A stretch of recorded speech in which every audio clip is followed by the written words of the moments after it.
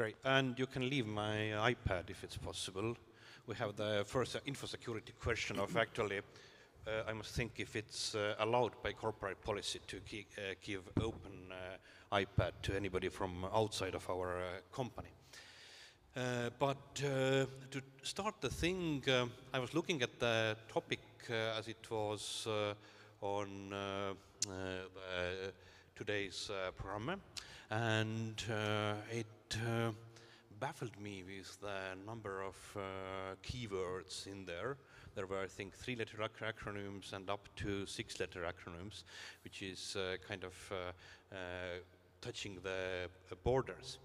And can we get to one of my slides first? So the topic I'd like to start with is the question, threat model this.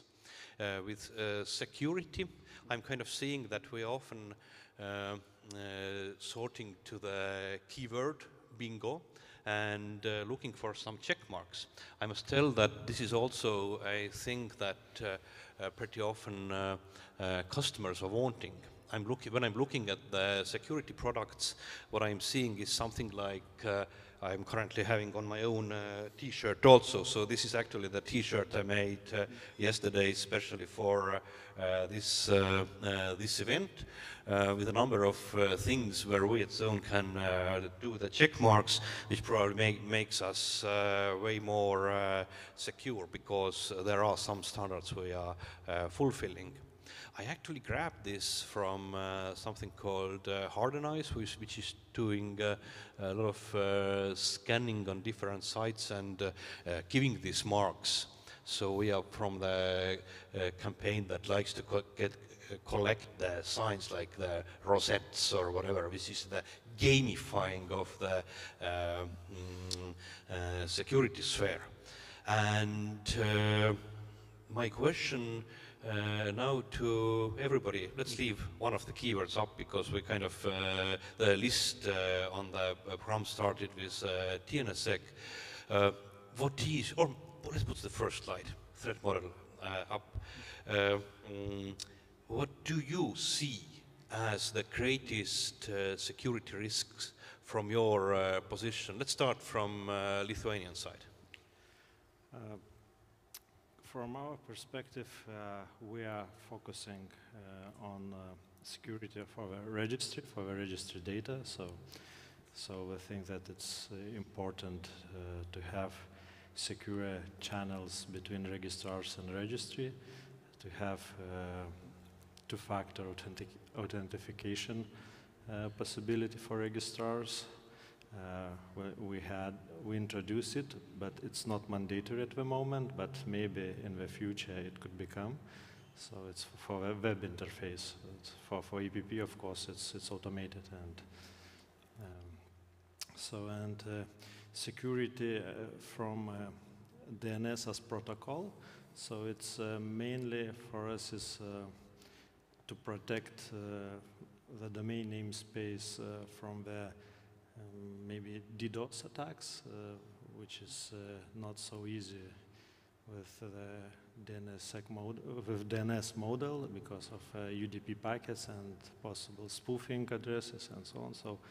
So we are extending our Anycast clouds to support higher volumes of possible queries, and mainly these are main areas we are trying to protect. From .lv? Hello. So these names are abbreviations, are the protocols based on DNS, and that's why probably we are focusing on these protocols today. And this is just a small facet, I think, of the overall security. And some of those are protecting people against wiretapping. They give more control and maybe give more feedback, like reporting of what's going on in their infrastructure, like wiretapping, spoofing, other kind of threats, what's going on, and definitely that's not everything. If as I see you mentioned, there are these green ticks. It doesn't necessarily mean that you're completely safe. There are other threats, but these are focused on DNS protocol and based on DNS protocol. So, but that's a small portion of overall security, IT security. Okay. Timo? So we are also pure registrar model users, so we don't interact that much directly with the registrants. So we also focus on securing the channel that's between registrars and us. So we use certificates for authentication. Every registrar has one. We also support the NSSEC and other these means that actually registrars will have to provide for the end user. And I guess, yeah, our focus is still on to protect data on our side and cooperate with registrars to help them protect their side as well. Tõnu from CERT.ee, what's your view? What do you feel from your battle station? What are the actual risks towards the registries, and also wider view on what do you see what can be protected in a way of DNS system? Good morning, I'm Tõnu Tammer, I'm head of CERT Estonia. When we look at the different statistics and different incidents that come, then you could sort of summarize them into one big headline: lack of implementation of different standards. DNS is a standard. If memory serves me rather well, more or less about 10 years old. You have quite a few different standards on your t-shirt and on the screen. A lot of those standards, if not implemented, you will leave yourself open to all kinds of criminals to be used and abused. Criminals, in the end of the day, are there to make money. If you do not use the standards by default, then you make yourself a very appetizing target. And to say that even if you do use them or implement them, that you never ever fall under attack, well, I can't promise you that. But in terms of a monetary game, you're not as likely target as some others. Looking at the registries or a wider concept, I think we're there in the sense where we're doing quite well compared to some other countries. We have almost 2,000 domains already covered by DNSSEC out of the 120,000. Well, it's a bit better than some other countries in the region. If we look at bigger players, the wider used domains, that percentage is not around 1.7 as a .de total. That percentage is above 10%. So that already shows that some companies that do want to make themselves not as appetizing target and do care about their customers more, are thinking about implementation of standards. What are the DNSSEC levels in other countries? Do we have any comments from? Do you know the stats by heart? In Lithuania, it's a very low usage of DNSSEC, so we have only some enthusiasts and maybe some few banks who are using DNSSEC. So I think mainly it's because no one registrar to actively support this technology, because it's from a registrant view, they're saying that we need to invest more, we have more responsibility to support this technology and to sign, let's say, all domains for registrants, but actually mainly we do not gain any profit additional from it, so So there is no very active support, and we as a registry support the NSSEC, and some registrars support the NSSEC too, but their support just ends at taking DS records from the registrants and just putting into the zone. So it's mainly that's it. What about Latvia? So we have almost 3% of DNSSEC signed domains of overall domains we have. So it's about 3.8 thousand domains, and most of them are signed within registrars. I think only 200 are from direct registrations, and we'd like to increase the amount. I think the overall average is, I think, 10% worldwide average, and we'd like to be closer to that, and it's possible that we'll be signing where we can direct registrations ourselves, so that we'll increase that percentage. And what we also have this initiative, we give opportunity for registrars to receive a discount for, and if they register a domain and they are DNSSEC compliant, then they can receive 50% of discount. So for the domain. 50? 50, yeah. 50. Okay, that's cool. So it's good. We should turn it on then. It's the financial incentives are always the best kind of incentives. So but the question because I understand that in Latvia also the large part of registrations are using you as in the registrar role, then and also your DNS service, which from the technical viewpoint kind of looks to me that it is more complex to implement DNSSEC with different steps in between the end user and the TLD. In your case, it kind of should be easy. Why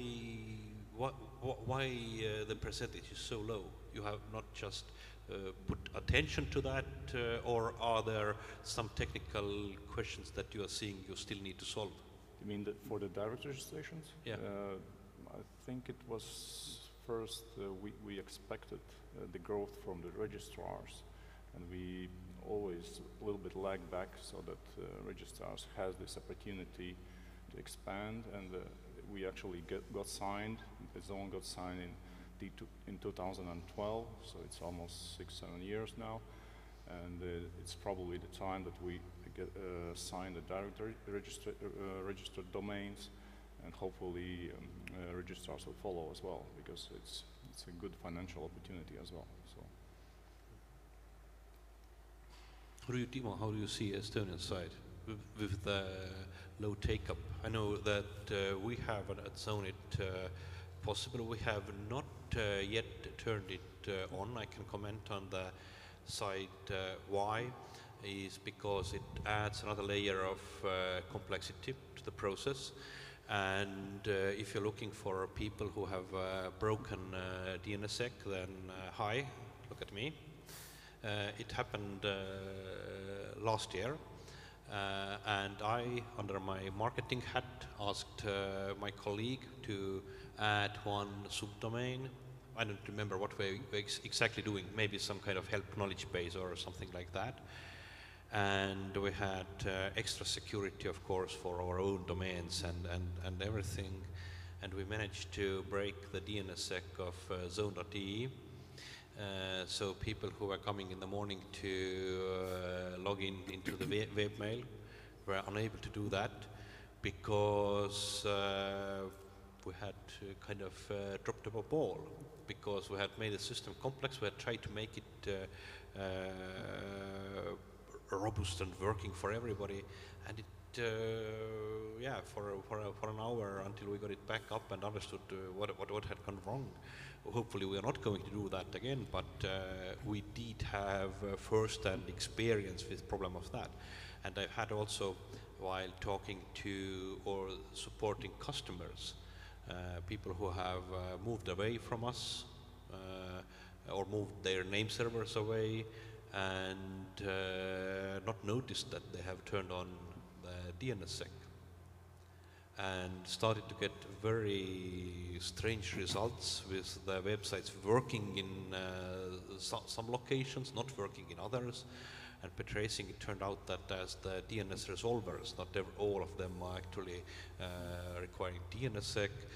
We created a situation which was more complex to solve for a help desk and to explain to client, and it took time due to caching of all of the keys to actually solve. Have you seen that kind of problems as well? Is this something that may be keeping other people away from accepting DNSSEC?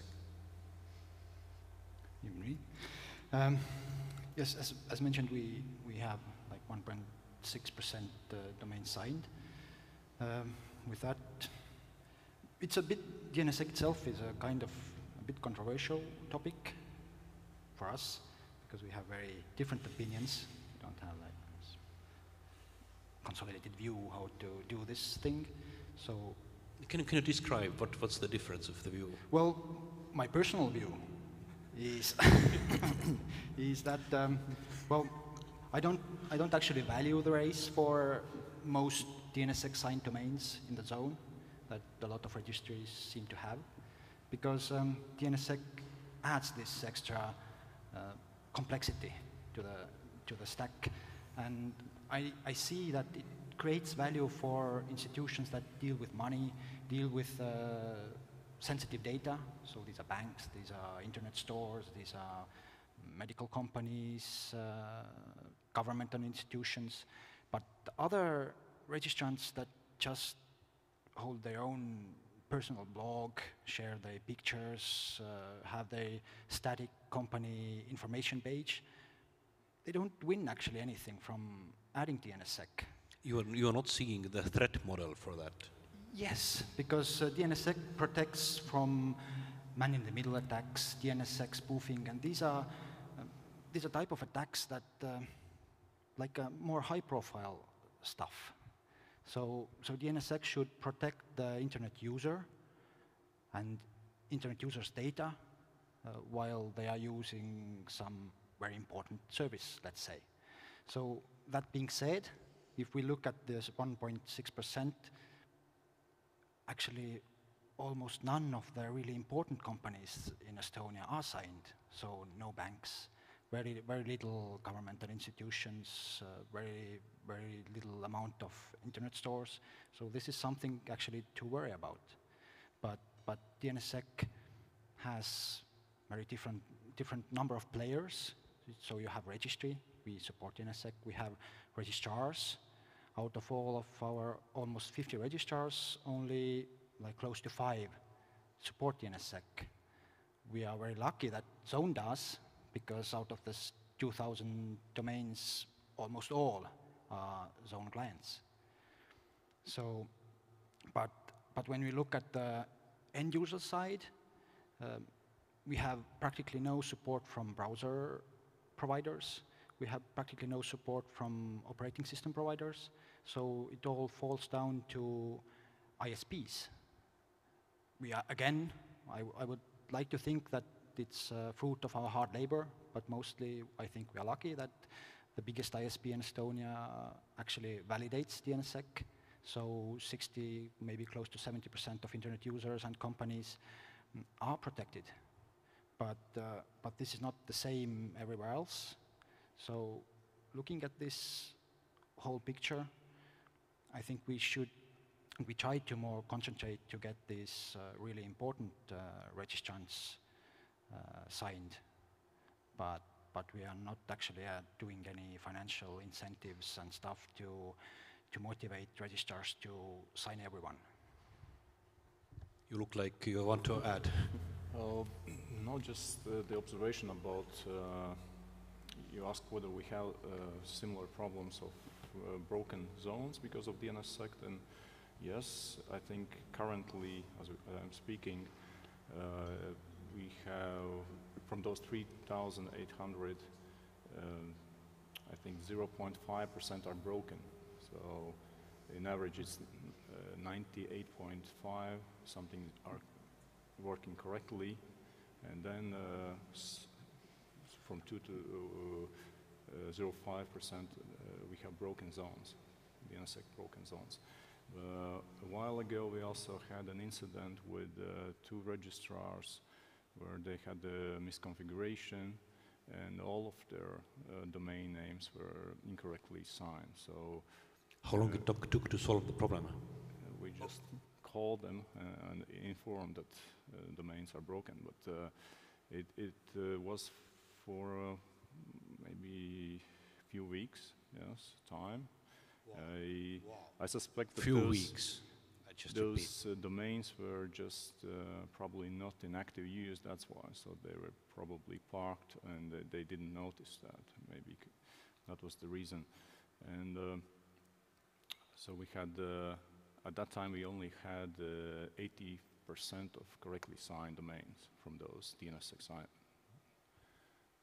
So 20% were broken of DNSSEC signs. What else? Also, what funny thing was that once we informed our registrars that we have this 50% discount, then one registrar decided, okay, I'll just publish random DS in the zone and pretend that my domain names are signed and receive the 50% discount. So it was automatically broken. How we noticed that the DS is a hash of the DNSSEC key, and the representation was of all Fs in DS. So I thought, oh, this looks like DNS Bitcoin, like something similar, and it cannot be like that. And so, yes, so those were broken DNSSEC domains. Anything from Lithuanian side? As I said, low penetration means no problems yet. Big use, yeah, but another maybe observation about using DNSSEC. At the moment, we have some opposite requirements for internet service providers from the government regarding blocking some access to some websites, and this should be done in blocking DNS in a DNS level. So we have to redirect queries to, let's say, gambling authority website or national bank website where they are explaining that this website is blocked by the order and why it is blocked. So it doesn't comply with DNSSEC at all, because if domain names are signed with DNSSEC, so it can be, how to say, delegated to false websites. So the whole requirement or technology will break at this point. So as I want to say that still there is some in the ecosystem, there are some inconsistencies with the requirements for the security and for the security of a user not accessing websites and how to do that. So it's. Tõnu, you are from the side which is pushing DNSSEC or suggesting use of DNSSEC, and you also probably sitting occasionally around the table with the guys who want the DNS to be used in a blocking way. How do you manage these two personalities? Well, when it comes to blocking, let's go with the controversial topic first. As soon as all these new keywords, DNS over TLS or HTTPS, as soon as they come and people start to use one of the global resolvers, well, good luck in trying to redirect your local customers. So there are points where technology can help, and there are points where it doesn't help. When I mentioned earlier that when we look at different incidents, often we see that one or another incident could have been prevented by simply using a standard. DNSSEC is one of the standards, and I agree that the uptake in Estonia is not particularly big. Colleagues were right to point out that Zone is the only registrar that provides DNSSEC with 2 clicks, so it's relatively easy. Despite the fact that the number of domains hosted by Zone, only a fraction have DNSSEC. To me, it's not a problem of technical nature. To me, it's a problem of human understanding of the need for this. When we talk about DNSSEC itself, then perhaps it doesn't deliver a huge added value compared to complexity. It delivers some. But when you talk about other standards that have already emerged, like Dane, which you also have on your shirt, for instance. Today, Dane works on email. Most of the email clients or servers establish connection by negotiating the certificate that is to be used. With Dane, you already fetch the certificate from the DNS, validated by DNSSEC. So this is the trustworthy certificate, and the sender will use that to encrypt. If you're not the right receiver, you can't do anything. When it comes to GDPR, and I know you particularly enjoy talking about this monster, then Dane has been called one of the sort of biggest saviors in terms of GDPR, because no one else can decrypt. The algorithm to encrypt is secure. You only encrypt it for the party that you know. So to be able to jump in, listen, and compromise data is significantly lower. Now, Dane is also possible for websites. And CERTI has implemented Dane on some of the websites. Now, you rightly pointed out that none of the browser vendors check it yet. But as soon as they start to do that, well, we will see a huge added value. HSTS, for instance, is another commitment. Yes, I only deliver securely. And if you break it down, well, your site doesn't work. You have no possibility to cut corners. The same is with DNSSEC. You either do it or you don't. Yes, and I think one of the recent things was about HSTS, what is named, the one which is supplied with browsers pre-installed, or with that list being cleared of several existing entries, because the sites who had been asked at some point to be included in this preload list had removed from their website the HSTS headers, and some bots were submitting requests to remove these, meaning that possibly, and I think the guys on the preload lists are more likely to be some bigger guys who should have IT departments who are able to manage where they are included in preloads and what are the headers on their websites. And seems that for some reason, maybe a mistake or mismanagement, maybe for some kind of reason, they are dropping the tag from their websites.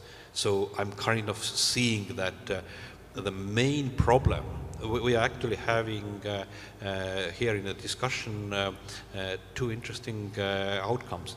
One is the thing that whenever we are trying to mandate some form of security-related protocol, for example, HSTS or DNSSEC, we need to be starting to monitor that. Because especially when we are talking about providing that to a wider audience, the wider audience will probably screw it up. So who is willing to take up the monitoring part of these things? If you from the registry side are feeling that it's a good thing to promote, would it be normal for you to have also some kind of constant monitoring to provide the information that what is broken? Like currently, I understand ACE is sending their reports to us if the contact data is not correct, and I think Swedish are also doing on that side. Should this be part of the package? It could. Currently, we are not actively monitoring services except for delegation records. We provide as a registry, but not by the end users, to the end users. But from time to time, we're making some these statistical surveys of scanning some websites, just looking for a usage of .lt address space. So yes, and we can see that sometimes a website is not accessible, and not only because of maybe even bad DNS records or not responding name servers, but sometimes even for web server problems, errors, and so on. So it's quite many points that could be observed or checked to know the actual health and security of customers' services used. So it could be one of the services that would benefit for the community, I think. Yeah, so initially when we started to talk about DNSSEC protocols with registrars, we thought they will somehow handle that themselves, but as we see the problems happening with broken zones, we have already inside talks about having some kind of automated tool to monitor and notify registrars of potential problems, because not always we have to do it on regular basis, because there could be that the zone breaks for a short time as well, and then it catches up, signing, signatures are renewed, and everything is fine. So it's ongoing process, and definitely we'll start to automate that. But up to now, it's been a manual work, just randomly checking whether it's good. But the purpose for that was that we wanted to just explore before going into that. And previously we talked about all these protocols.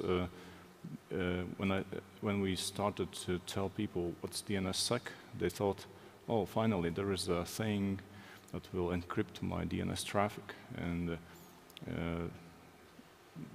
then I said, no, it's not the encryption. It's just so that you are sure that the results you got in for your query are the intended data, and they are not faked, and that's not the encryption. They are still plain data, and we need another layer or protocol that would protect by encryption. So there is quite nice two protocols, DOH, DOT, DNS over HTTP, and DNS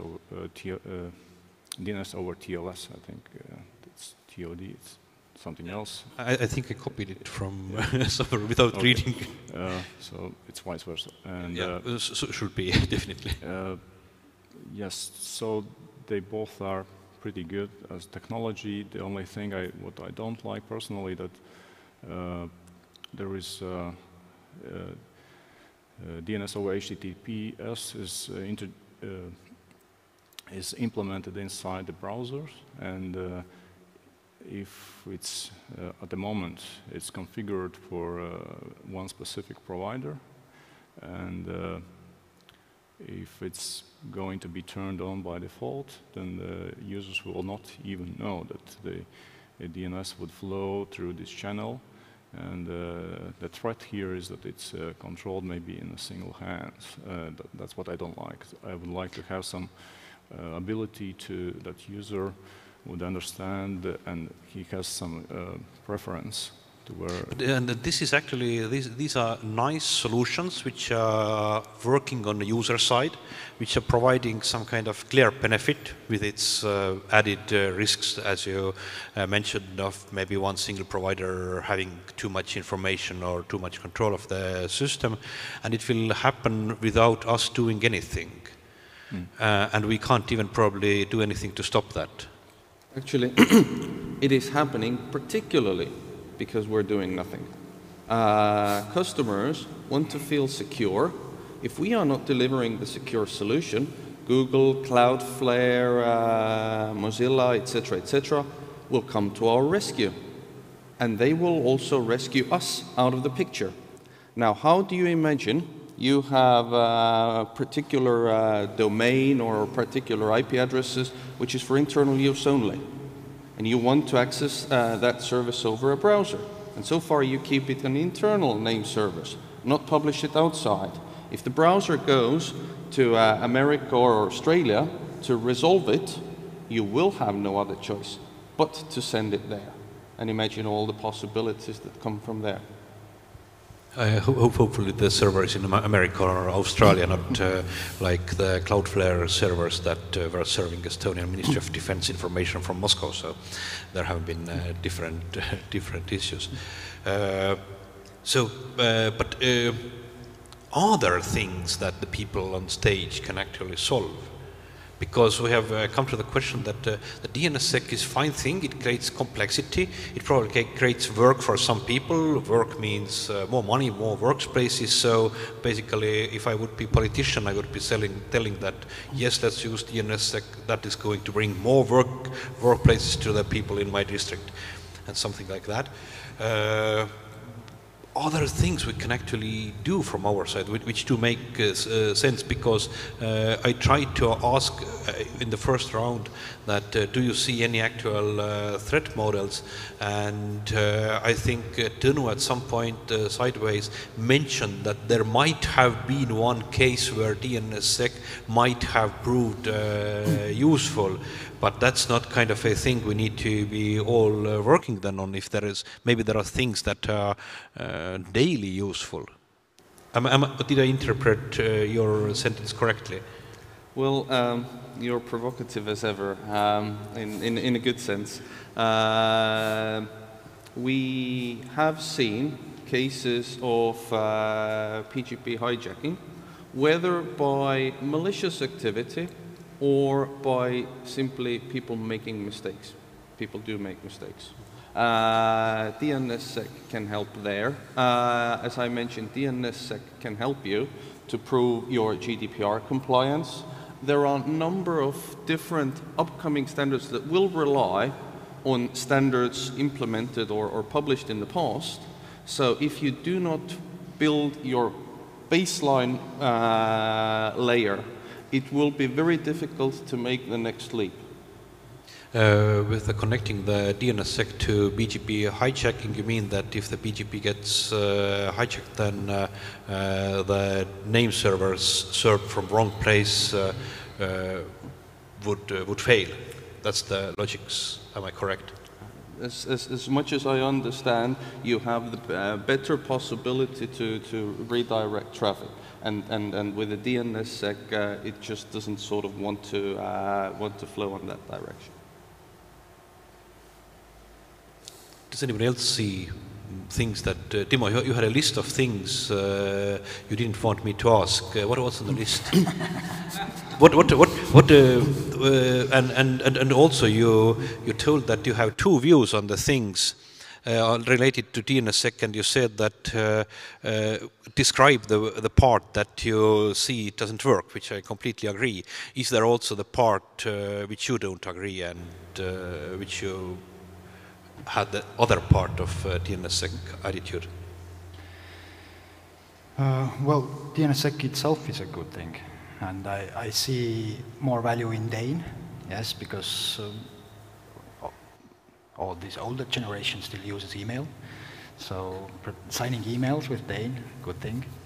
But how to actually like bring it to the masses in the situation where actually there's still very little support from browsers, from operating systems, from email clients.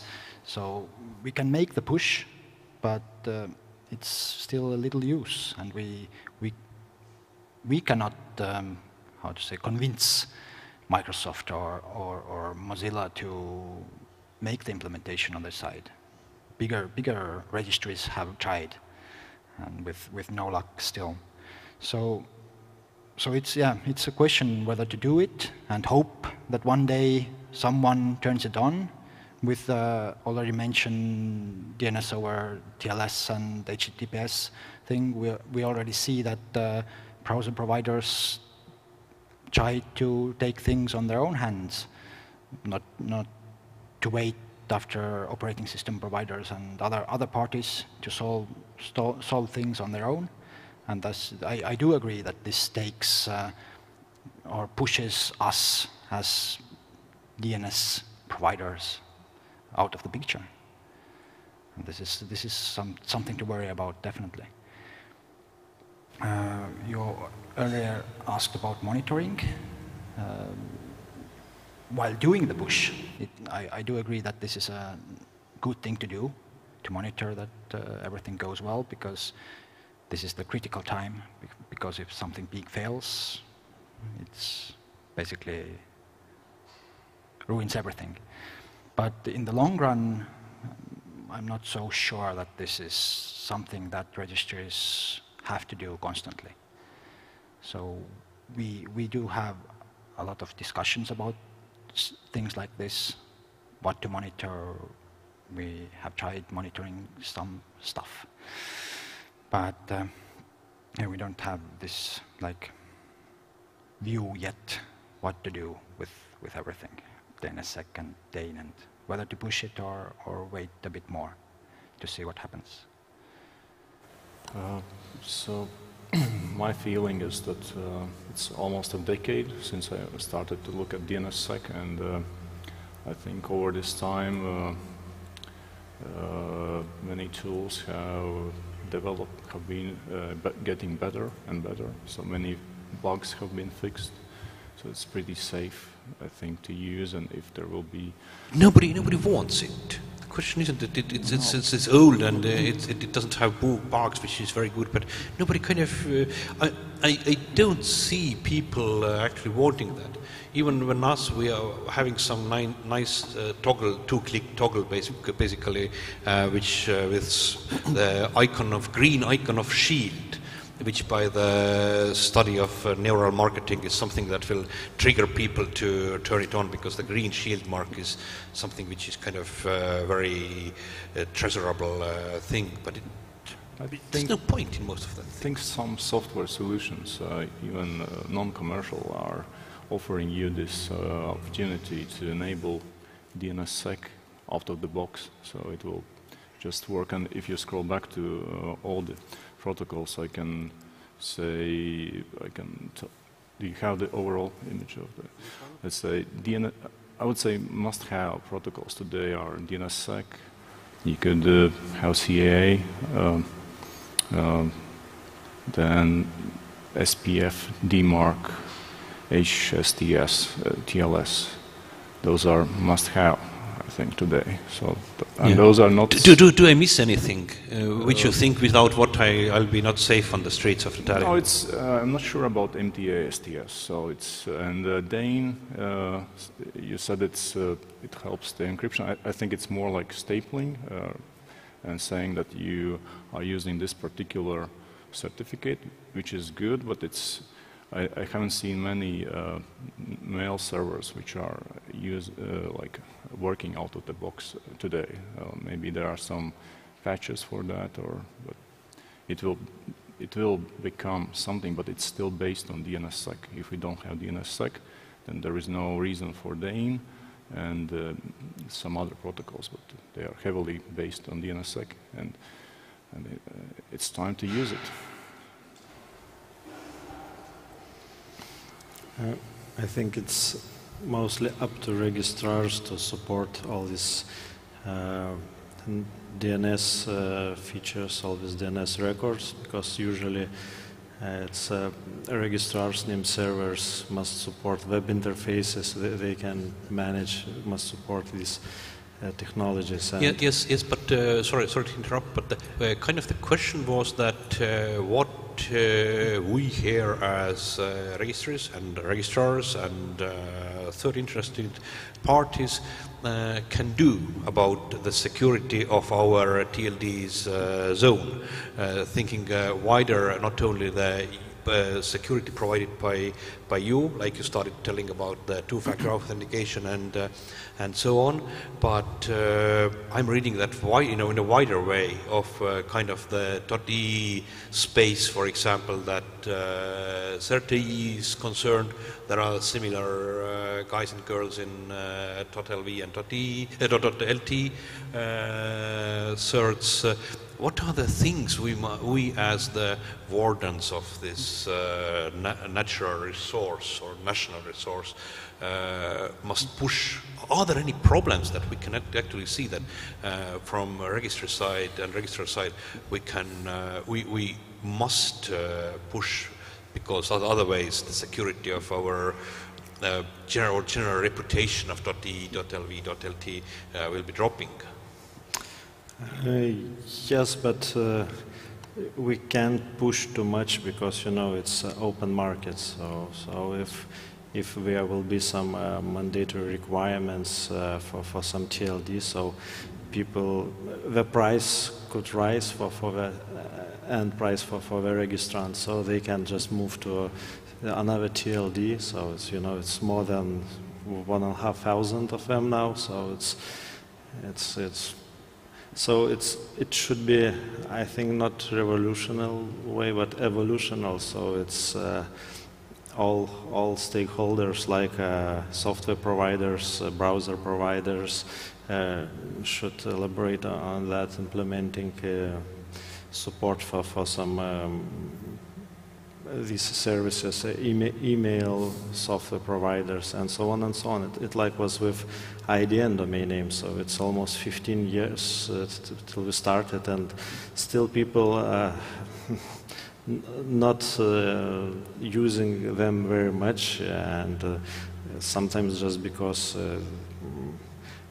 they have some habits, they don't think that software supports it, and so time is needed, and the push could be, I think, from government, from the tenders. When the public companies buy services for the tenders, it could be, I think, one of the options that it's mandatory to support the security protocols for the governmental institutions. So it would be, let's say, from the up requirement, and maybe prices higher, but then it's some orders for registrars to implement it, and for the registry we're always trying to support all new and secure protocols, enable them, but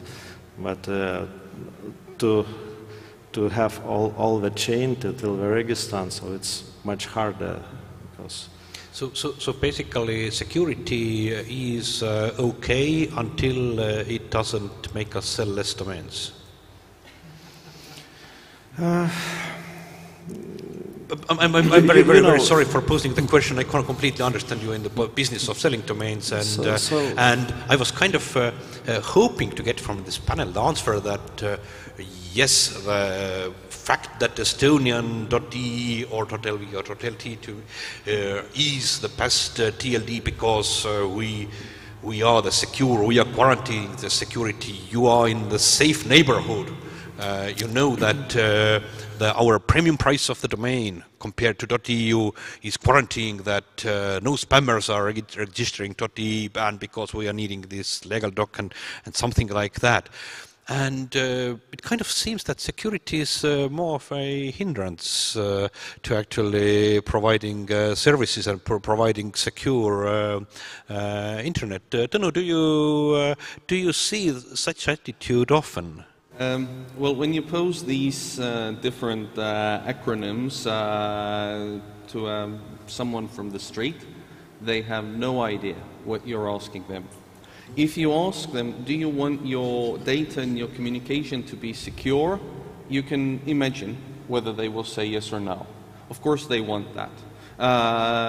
You have standards, you don't have to start inventing the wheel. All you have to do is you have to implement them, and then you have a very strong and legitimate claim that you have done everything and anything that is possible to protect your customers' data, to protect their interests. If you are not using standards, it will be very difficult to justify what you have done, or even you have actively done nothing.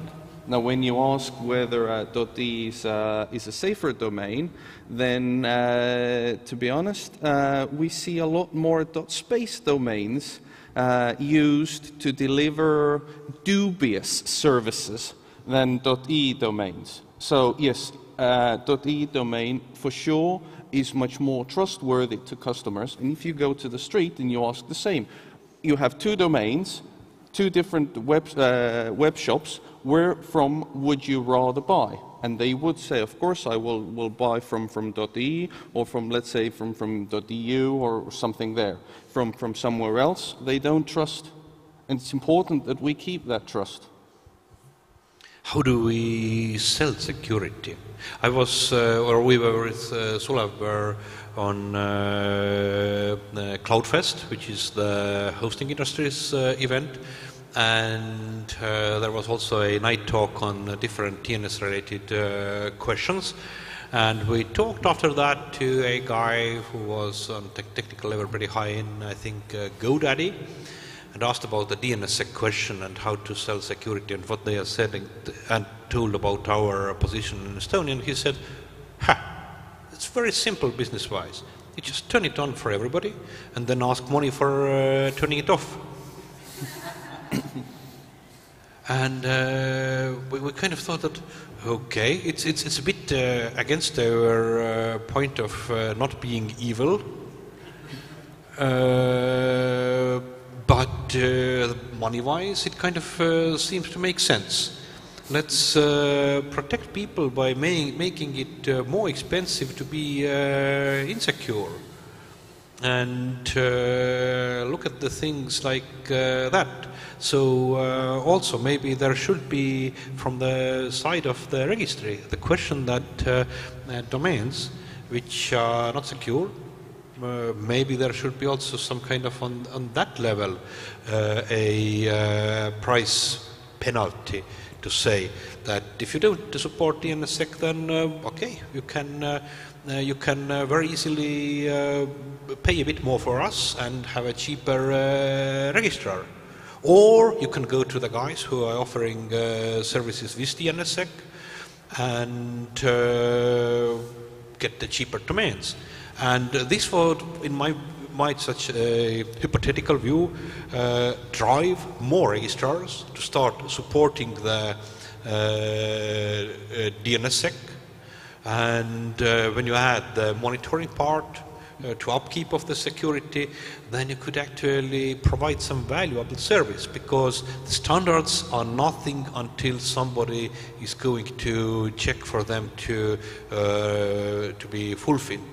And especially in a condition when in the room, I think there is one guy whose zone is open, and the rest of the guys who have been yesterday claiming that there might be very good reasons to not make it public.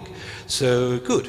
You are the only guys who can actually, until you do the Swedish thing, the only guys who can actually monitor that. Nobody else can, because you have decided that it's kind of your intellectual property. So can we somehow end with a positive manifestation that we are going to move towards the thing of asking money for not using DNSSEC? If this is important to talk on each of the domain-related events, then it must be a thing. Do you agree with me? Dono, I think, is completely happy with that. Well, just to be quick, if you have a lot of car accidents, your premium is higher because there is a likelihood that you will create more damage. I think that's the same with what you aimed with your question. I I like the idea. More money. Finally, more money. Yeah. But yeah, the idea is, I think I do agree with the idea that because what actually going on is the different way of doing things. It's cheaper to have unsecure domain, unsecure services, and usually you are charged extra for anything to feel more secure. But yeah, I feel. Yeah, I think that it's an opportunity for registrars, service providers. You saw the percentage I told, so please do a land grab. So it's a potential for the business. So yeah, already the percentage of .fi domains with DNSSEC with us is 10 times higher than the Finnish average. So Finns are picking us for a secure DNSSEC. Will you join with my business idea?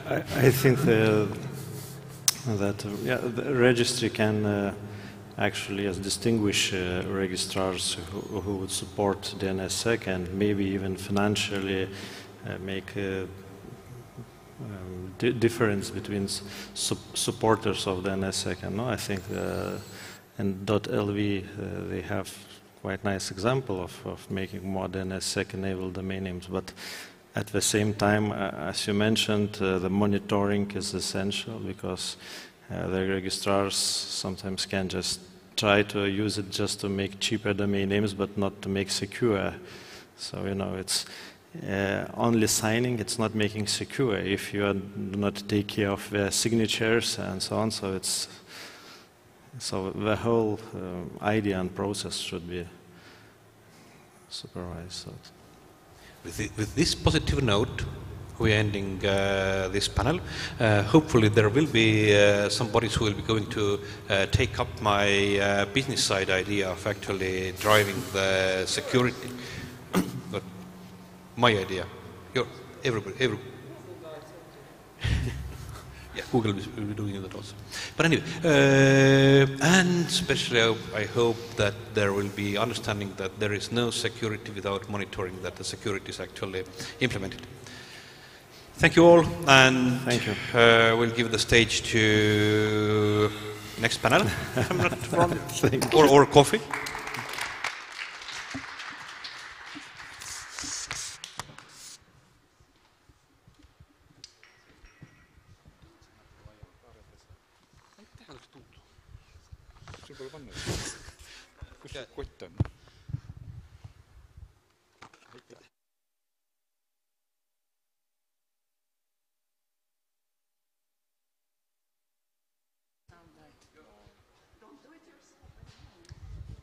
Few minutes, a technical break.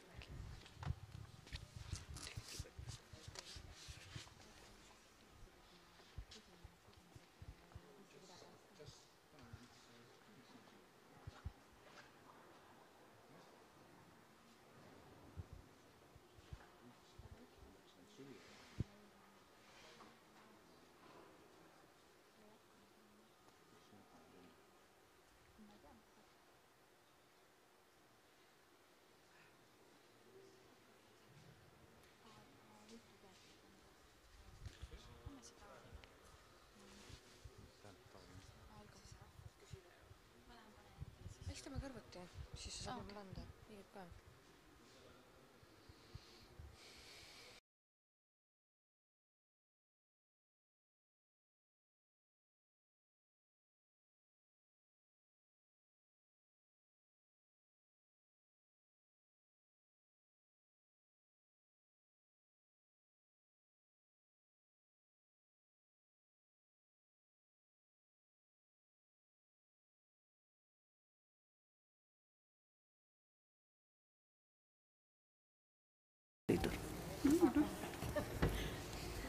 So we'll continue with the next panel about investors.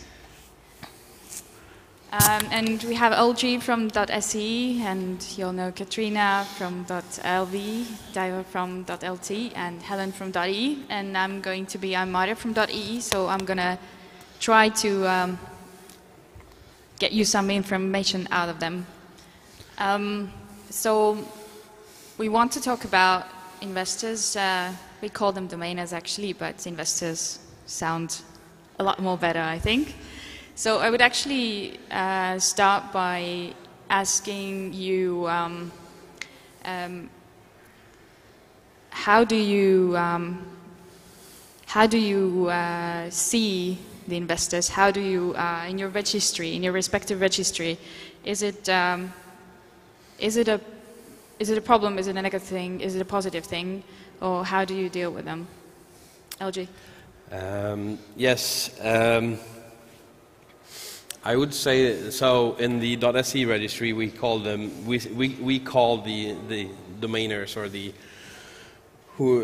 investors speculative registrations, and it's something that has been going on for .se for a long time, basically since I would say 2003-04 on a larger scale, and over the course of the years, we've tried to keep this at a manageable level.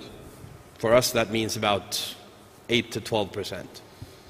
So we've been feeding our zone with domain name campaigns and marketing to drive speculation and to work to see what we can do with these investors. We then had a miraculous case of the year of 2017, where we went to 40% speculative registrations, which is something that we won't be repeating. But we try to work with them and see what they can do for us, and my own personal feeling is that speculation exists in most businesses where something can be viewed as a commodity or something with a value. So I think it is a part of the domain name business, and you would do better to recognize that and work with it the way you want it to work for your TLD than just stick your head in the sand and say like, no, this is nothing for us. Katrina? I think that there is a fine line, at least in the eye of the general public. There's a very fine line between domain investors or domainers and cyber squatters. Although they are not the same, and it's, I think, pretty clear that we should distinguish these two groups. But yeah, I think I agree. It's a normal thing to have someone who's, you know, in this situation when resources are scarce, they just go and you know, try to get the best land plot, you know, probably with the intention to sell it later. Maybe they rent it out or something. And I think if we actually no, yeah, but we have one of the we have resource for you know, general public where we give different information on domains and domain name related things. And one of the articles that we published there was about domain investors, the largest the businessmen who they buy domains and then they rent them or they sell them for a higher price. And actually, when I read the article, it was prepared by one of our guys who did the research. I was very surprised. I did not know about that side of domain industry, and I think it was really interesting.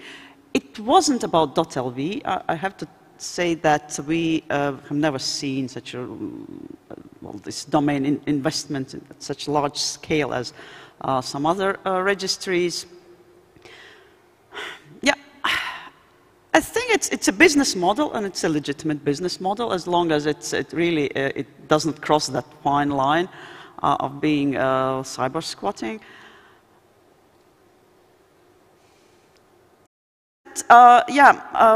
At the time when the price for our domain names, and I think the price is a really very good driver for these kind of investments. We started with a very high price, and when .com went down, we didn't go down so quickly, and I think that's one of the reasons why the percentage of domain investors in our zone is not that large. And I think that, you know, many people say, oh, okay, you have to lower the price, it must be really cheap. But I think that really drives the number of domain investors significantly. And if you want your zone to be used for valuable content, I think that this is not what you want. But would you elaborate on, you say pricing is important, and then higher prices, lower prices, but then what could be the numbers, not the numbers, it's a really, what could be the difference between a domain name with a lower price that are used more than a higher price or not? It really depends on why do the domainers buy the domain names. Is it for selling? Is it for squatting? Is it for whatever activity is negative or positive? So what could be the limits of the price range you're talking about? I think you did a good research on that. Yeah, it's so with the 2017 boom in .se of speculative registrations, I really spent time looking into why they chose us, and I talked to the people that did the registrations, and they explained to me that, so first and foremost, of course, they want to find names that will sell to other registrants. They want to find names that have established links and history, but they also see that a good .se domain name has a certain amount of value inherent to it because of the traffic it yields. So if the price for a registration is €1, they only need to get traffic worth €1. But if the price is €10, they need to have traffic at least close to €10 to make the business model viable. So if your domain name is €20 or €30, you're not going to have the same kind of speculative registrations because they can only cover their costs with selling domain names, not by traffic. And I've learned that traffic on a generic .se domain name is worth around 7 krona or 70 cents. So that's the breaking point for .se domain names. For .com domain names, it's usually a bit higher. For some other domain names, it's lower. .nu is lower. So there's a cover your cost kind of calculation there. But I think .se did some research on this price margin that people are still okay to pay, didn't you? Or that was something. It's nothing that I can. Okay, no, that's fine. Yeah, sorry. Yeah, I mean that if people need a domain name for their business, they are not so sensitive to, you know, really a couple of euros difference. But for domainers who want to buy a huge amount of domain names and just, you know, put them somewhere on the shelf, it might have a difference. But the issue is that I think in many cases when domainers grab huge numbers of domains in a zone, especially I think we can see it in new GTLDs, it can act as an issue, let's say, for really normal users who want to register a domain name in that particular zone, but they go, that domain name is already taken. So instead of attracting more potential real users, you attract domainers.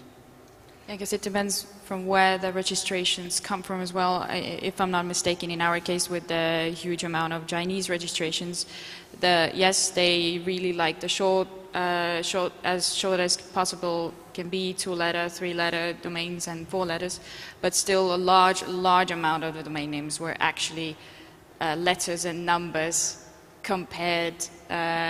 So in Estonian, they didn't really mean anything. So in that sense, they didn't really take much of the space from other registrants. So it really can depend from where do the registrations come from. It's because Chinese do not remember the longer words. So it's, you know, it's like for us Chinese language. So what I should say, the panel name is Must Love Investors. Actually, end user is also investor. So in this case, we love investors. Because the end user also put some money marketing to the project and give it to the public or do some e-shop or whatever. But if to talk about domainers, I repeat some ideas of the Katrina. Domainers do the job, do the business. They are registering domain names. As for the registry, is good for statistics, mostly. If the domainer just registering domain name and put some investment and selling to someone, it's okay. But as Katrina said also that some domainers are cyber squatters. And in this case, we are not happy with it and we're trying to somehow to deal with it. So it's in our case. But when you started your question, is it a positive or negative thing, then I thought that domainers and cyber squatting and everything else is actually, it's just a business sector. Like everything else, when you go to store or, well, Apple make a new iPhone, first come, first can get that product. But with the domain names, there is just a problem that normally there is only one product and only one can get that product. And that's the thing what I think makes the big difference in our sector. So there are technical advantages to some of the parties in the sector, and there are just like fair people who would like to get those products, but they just don't know how. So that's, I think, you can't say whether it's a positive or negative thing, it's just the way that sector works. But in the end, what we saw in our sector and what the change we made is that we should do something which makes the market equal. So everybody who would like to get domain, they can give it a try. They can have like their values, how much they think the domain is worth. And they have opportunity at least to make something to get that domain name. So I think that's why we in the end decided to develop auction environment. So everybody can at least have equal opportunities to get the domain name.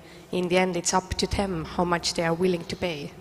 So is it domainer who is willing to pay 100 euros or someone else who sees commercial value 1,000 euros?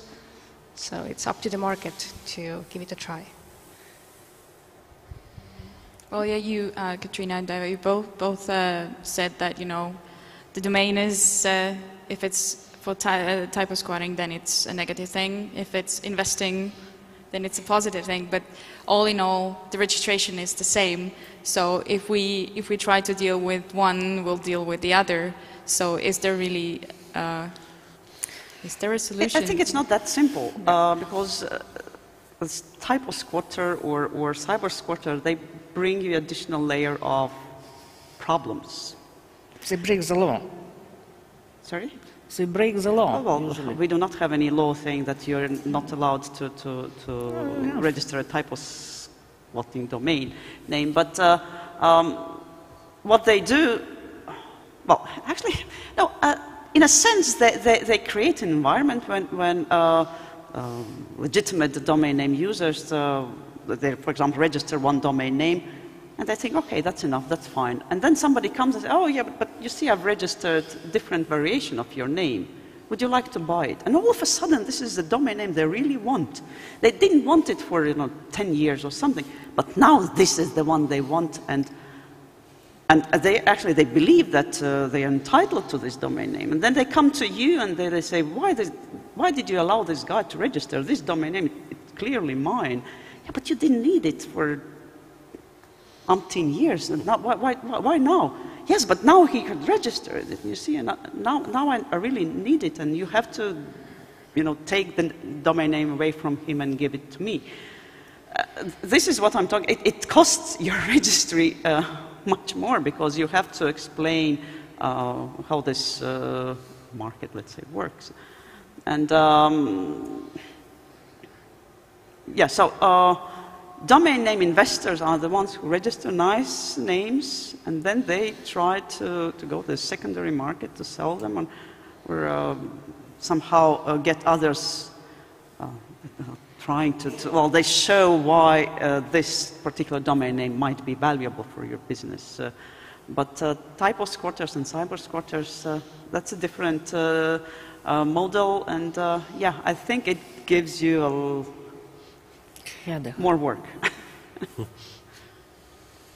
Yeah, Helen actually mentioned already our .e's auction system. So you said that you do marketing for and you welcome them basically in your zone. But I did a bit of research and found Australia. I know that they're quite strict with their policies, but they recently, I think that the commenting period ended last Friday, but they are really having a debate on how to, should the investing in domain names somehow be effectively banned. So, so basically they're acting upon to do everything they can to deal with that. So, of course, the domainer market, they kind of oppose to this because saying the thing that you said, it's not a part of economy, it's not a part of the selling domain names. So, how do you feel about a CCTLD trying to do everything to stop it? So Australia's plan. How do you see that?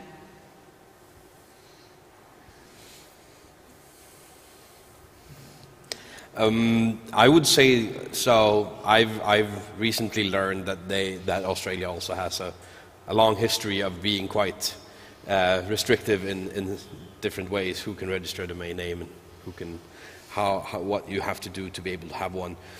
So I can understand that registries, CCTLDs with that kind of history are more reluctant to have speculation going on in their zone. For .se, we've always, even ever since 2004, when we basically made our rules liberal and we started allowing for others than companies to register domain names, we've tried to be as including as possible and making sure that as long as you are a person or a company, wherever you are in the world, you can register a domain name, and for the purpose that you want to have that domain name. Then, of course, we do dispute resolution and we handle complaints. But I would say that I do not particularly like restrictive policies. I see it as a hindrance of free trade. I'm going to hop for a moment on about what you said, that you opened up everything. Is there a difference from what you did before and then after you opened up? Did it change anything after you poked the zone file and made everything as public as possible to the situation you had before? Did you see a change in the zone or registrations or the market? Are you talking about the opening up of .se in 2004 or the release of the zone file in 2016? Either both. What changes did you see? Combine yes. both. Yeah. So, as many of you will know, the Swedish registry also administrates .nu, which is about 300,000 domain names. One of the big reasons why .nu is actually as large as it is because .se was restrictive in who could register .se domain name. .nu means now in Swedish, and back in the day, before a private person in Sweden could register a .se domain name, many would register .nu.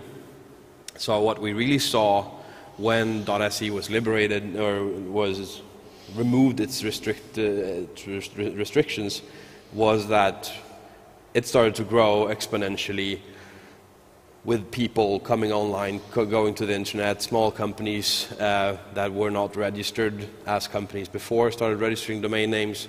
So removing restrictions really made .se what it is today. And I think that with every little thing that we do to make it less restrictive, we saw even more growth coming from it. No negative impacts in that sense. Yeah. Not really, no. Yeah. Okay. Nothing very strict. Yeah, just some ideas that I got about the banning. The question is that actually, should we as registries intervene to the business sector?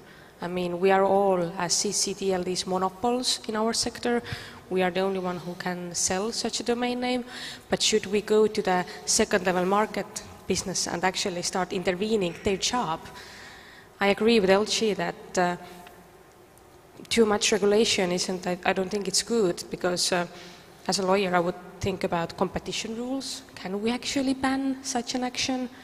And also I remember when we got a lot of Chinese registrations, then on the news everybody were asking, why don't you ban such an action? Why don't you do something? And I would ask, like, what should we do? It was a free product in the market. Nobody wanted to register those domain names, and those Chinese did that. They did something that just like got into the eyes of public, but in the end I would say that it's still a free market and we should keep to help people to have fair trade, but to intervene, I wouldn't say no. So we can say that it's really it's a normal part of economy, because we can say that is it a good thing to have a lot of disputes, or is it a good thing to have less disputes? So they're the things that they do actually give job to others, we can say that. So it's really an ecosystem of we can say, it gives extra work to lawyers, to patent attorneys, to the dispute committees and everybody. So it's kind of a normal part of economy. I do agree with that. Actually, we have a few registrars here. I'd actually love a comment from a registrar. How do you see domainers? What do you feel about them? How much do you see them in your respective? Peter?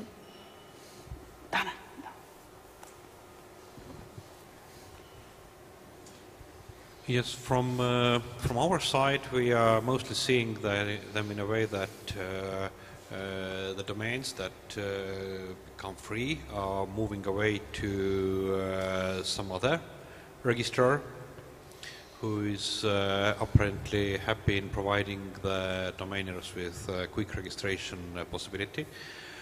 We've had also several questions to us from wannabe domainers who were asking for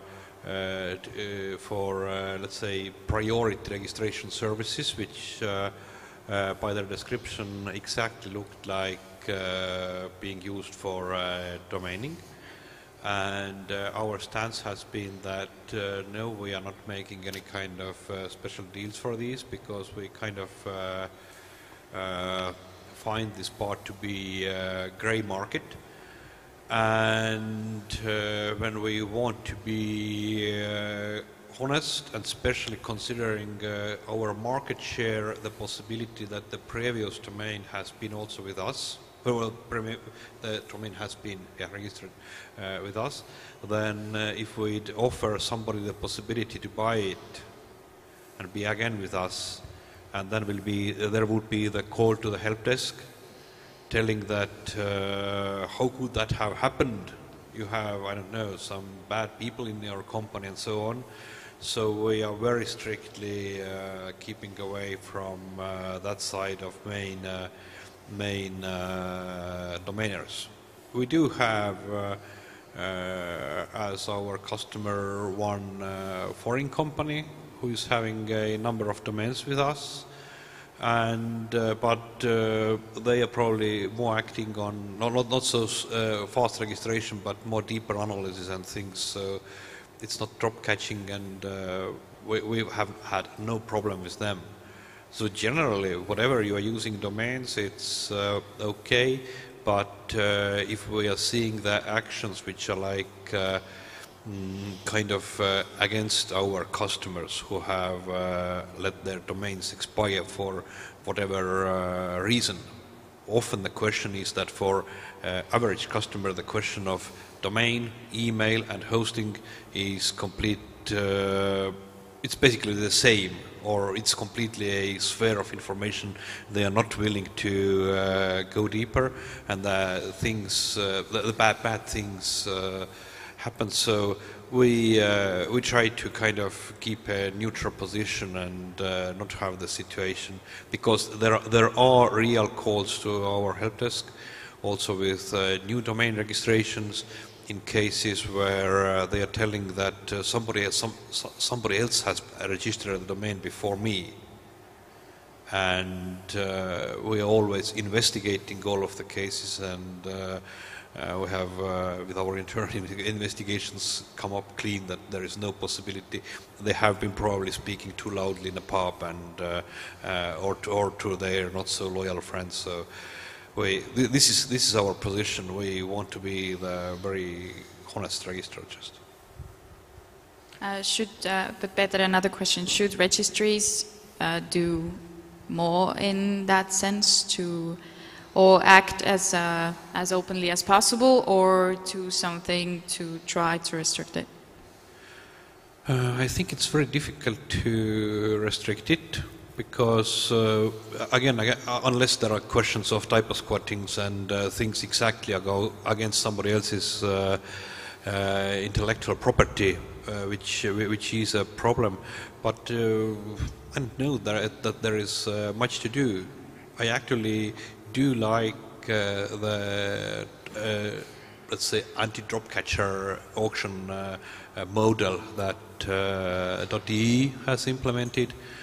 And I must also confess that we did implement drop catching algorithm a couple of days before that became active, because there was one domain we needed that was becoming free, and it was we had contacted the owner of domain for years and got no response. So it was the top of the irony that 2 days before start of the auctioning process, we had to implement the possibility to drop catch domains. But we did it only for once and for us, so we are still good. But from the registrar side, I think thinking in general strategy about how to keep the domain business clean, so there are no these kinds of scamish things like you told about registering domains which the companies don't even think they want, and so on. So if it's possible to kind of see it's not too wide, and if it's possible without restricting anybody else's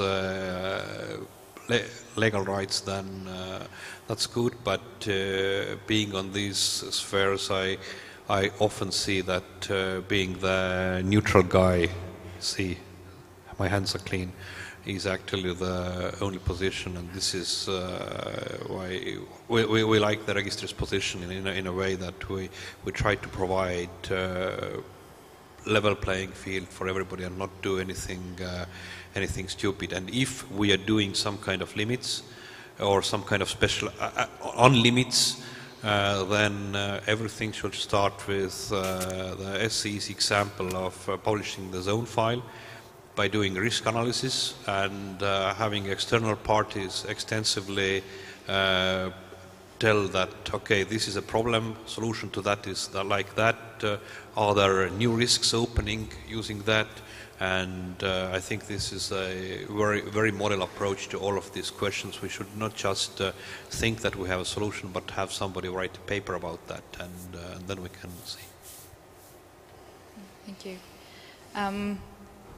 Have you looked in your zone about the domain names that are registered? Should there be a differentiation of pricing or by value? We're talking about premium domains. Have you thought about that in your registries? We're not. We haven't. Just all the names we're registering for the same price, and We're not just saying it's premium, or it's not just simple one. At least in the .lt registry we haven't think about it yet. I don't know about others. Yeah, well, for us, I think it's the same. Well, for us, all the domain names are equal, and all our registrants are equal, unless they break some rules or something. Then, of course, again, all those who break the rules, they are equal, but in a different sense. In breaking the rules. Yeah, so I think that, well, the value of a domain name, it can be determined by the market. And that's not for us to decide. For us, they're all the same. If certain domain names are more expensive in the secondary market, it's not, well, I completely agree with Helen. We are in this position of natural monopoly, and there can be only one. And therefore, we must be really careful. I also absolutely agree that it's not for us to regulate the market. Even though, yes, the moment that something happens, all of a sudden people expect you to do something. When everything is fine, they say, why are you interfering? Why do you want to set the rules? No, it's not for you. And I completely agree with that. When it goes wrong, then all of a sudden, yes, you are the one who was supposed to be the tyrant and strong ruler. But yeah, for us they're all the same, and that's why we do not want to have any premium domains. And the same goes for .se. Every single domain name that is newly registered is equal of worth. It's coming from nothing into existence. In the history of .se, I would say that there's been 384 cases of this not being true. That was when we released our reserved domain names. But they were also not equal because they had been in the registry. They had been existing for basically since the inception of .se. These names were released using auction about 4 or 5 years ago. The highest selling one was tv.se, which sold for 400,000 euros. But that was a one-time thing. It was domain names that already existed. They were not equal to all other domain names. But we would not implement a premium pricing strategy such as the new Gs are doing. Yeah, I would say the same. In Estonia, we also haven't looked into the premium domains to implement it, but as you in Sweden released already your reserved domain names, we are now looking into doing the same thing, because at the moment in our registry we have reserved different domain names for country names, local government, different numbers, and when I did the analytics for reserving, actually, it was just an additional thing we decided to do, but there was no requirement by the law doing so.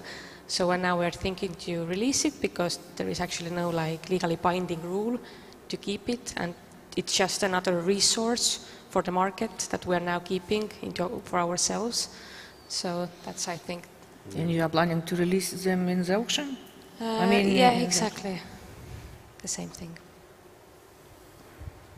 Yes, we have these and then the one characters, so we have thought about one character as well. We released 2 characters straight from the beginning, and then we only have 1 character that we haven't really released, so this has been a discussion as well. In our case, should we, and what we should do, how should we do it? Should we do it, then how should we do it? And then either we have put it on auction or just to release them. But so these have been discussions in our case for already some years. We actually did, so before we released our reserved domain names, we started by going to our registrar association, which is, the association includes about 80 registrars for .se. I would say that most of the big European registrars are in there, Key Systems, ASCIO, all of the ones that serve the greater European community on the internet. And we asked them, how would you like us to release these names? Should it be like first come, first serve? Should it be lottery? Should it be auction? What should it be? And the Registrar Association deliberated for about a month and came back to us and said, yeah, we think it should be an auction. We, after that, also asked the Post and Telecommunications Board of Sweden, we asked the greater registrar community, and we also put the question to Center informally. And in the end, basically everyone said the auction is the fair way of doing it. Okay, well, this probably, if we'll release them, will be our plan as well, as well. We have the environment now anyway for to do it. But to go a bit of into marketing or in general to branding, do you see that a zone where there's a lot of, have you looked into your zones, analyzed how many domain names are actively used, what are being done with them? And with that, what do you think? Is it a zone that has a lot of park domains, that has a lot of those domainers taking the domain names? Does it affect the brand itself in front of other registrants?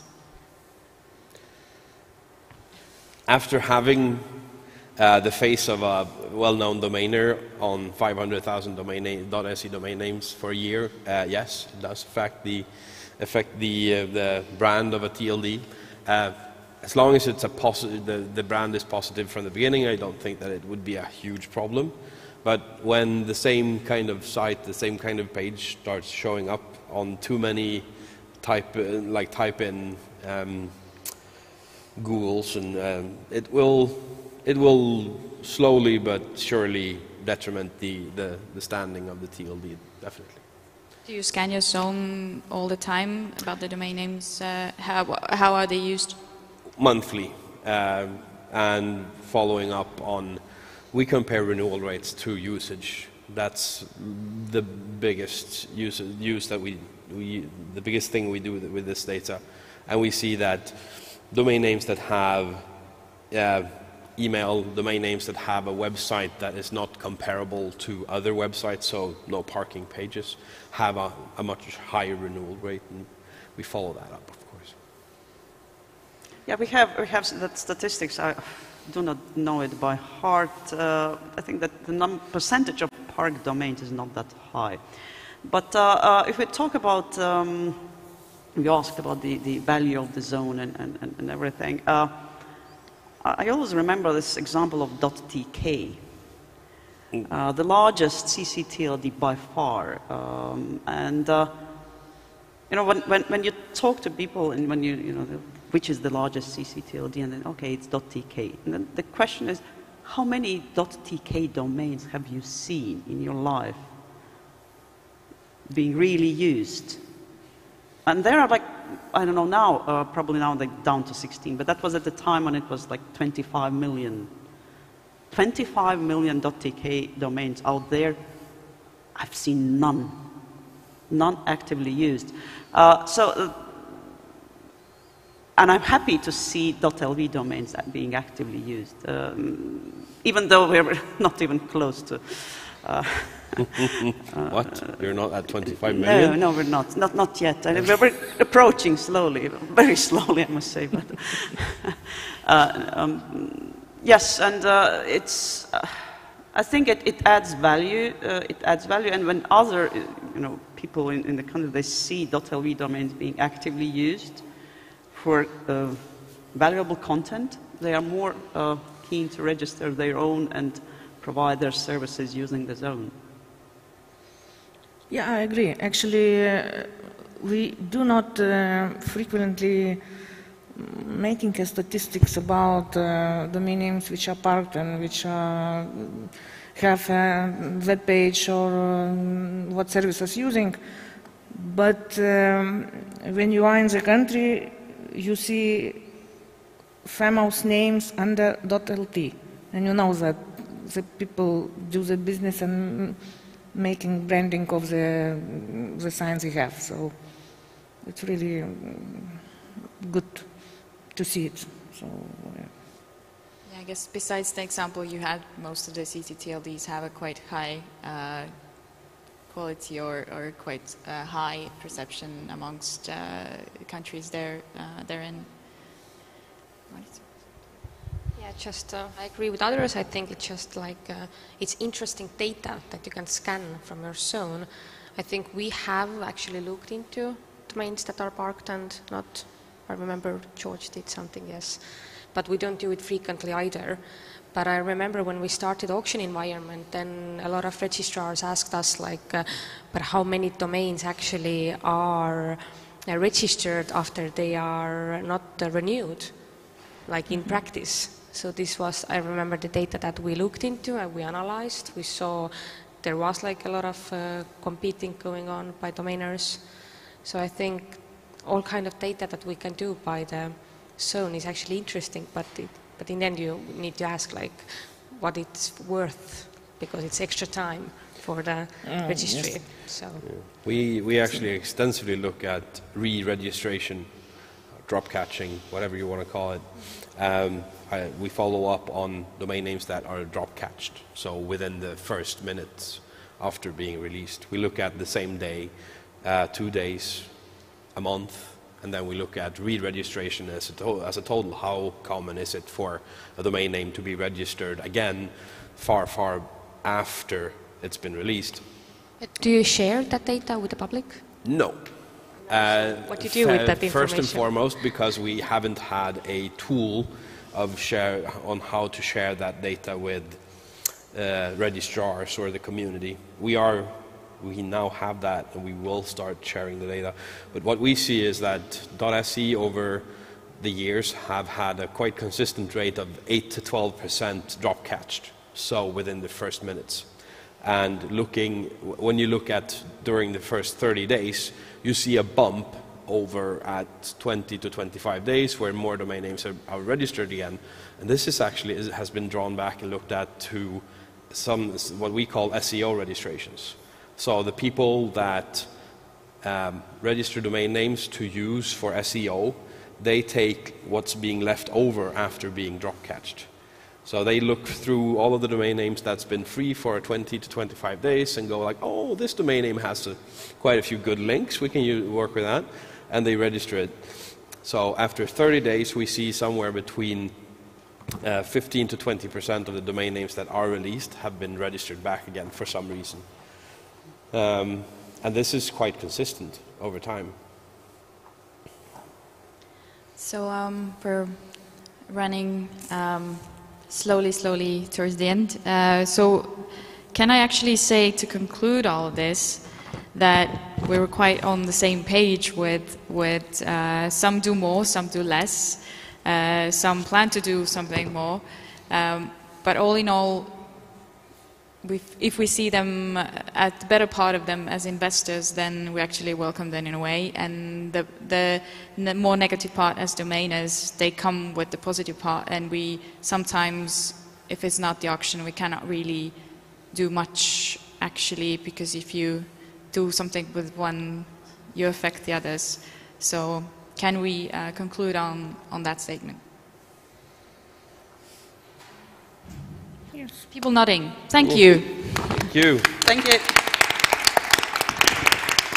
We're going to have a bit of a 10-minute break now, and then we'll come back with the last session for today about additional services.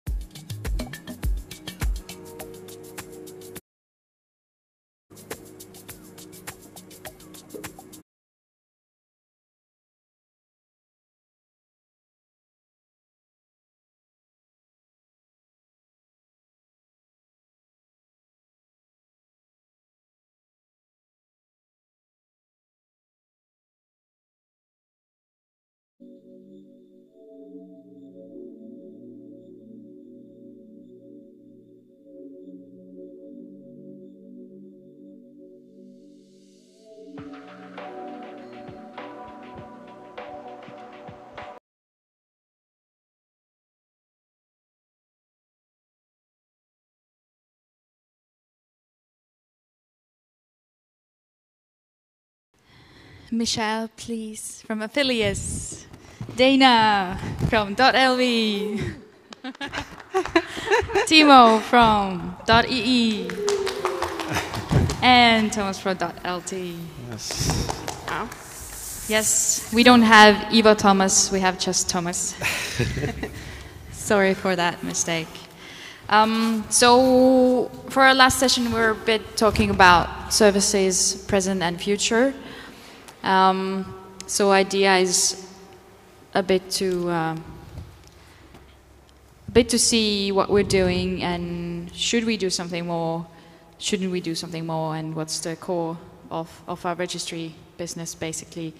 So, but when I started thinking of the topic, I kind of realized that there's a difference, at least I think, there's a difference if we're talking about services, if it's an additional service, or there are services that are connected to domain names in our registries, and then there are services that might be even more additional. So what would you say, is it right if it distinguish additional services and supplementary services? Have you ever thought about it like this? So because there's two sides of the services registries offer. So how would you agree with me that we should talk about two types of services? Timo? Yes, I do agree with you. There are very different kinds of services that the registry can have or can provide. There are, of course, services depending on the type of registry that maybe we are not even allowed to provide. For example, in our case, we are a foundation meant for registering .de and making sure that these like future-proof, let's say. So if we talk about additional services, we have to be really clear on what we can and cannot do, actually. So yeah, distinguishing these in this way is the correct way of looking at stuff. Dana? Well, I see it maybe a little bit different, that for me, to my like additional services that we add to the system or the infrastructure that we already have. So we add something more that we give to the public or to our collaboration partners. And the alternative service may be something that it's totally out of the box, that we come up with a special idea just because the infrastructure has developed and it's ready for this idea. And you never know when the alternative may become the additional, or when the additional may turn into the alternative. So there's so many different ways, yeah. But I agree that it can be divided, and you can look from different perspectives to both of these kind of services. So for us, it's sort of we're a bit different in that we are a GTLD registry, so we are more behind the end user, so we only communicate with the registrars or the registry operators. So the services that we sort of focus on are much more pivoted towards domain names in terms of Anycast DNS or registry backend services, which is a huge business for us, which is now getting more and more competitive as the CCTLD registries are also getting into that market. So you've got Nominet just poached, I think, Amazon as a backend client away from Newstar, which is quite a significant change. So we sort of focus on that, but then also depending on, as you've said, resources and inspiration for certain things, we will put resources towards it, and we have a product which is called Device Atlas, which is completely outside of the scope of domain names, and it's more about the device detection solution to sort of read what things people are accessing websites on in terms of whether it's their mobile phone, what type of mobile phone, what they're doing with it, and sort of more user behavior, which is completely outside of the scope. But that sort of developed because someone had an idea. They're like, this is great, let's see what we can do. And now, more or less, our entire office in Dublin, which is like 50 or so people, is devoted to that, and it's completely left of what we do normally. So. Yes, I think we should develop more services which are related to our current business, because we are like dominant, like TLD registry on this area, and if we are not releasing, let's say, zone file or other data, so we need to make other services which are related on this data. So because in our case, we should release this information and leave it for the market to make all these additional services that are dependent on this data. And for other services, maybe which are not directly related, it's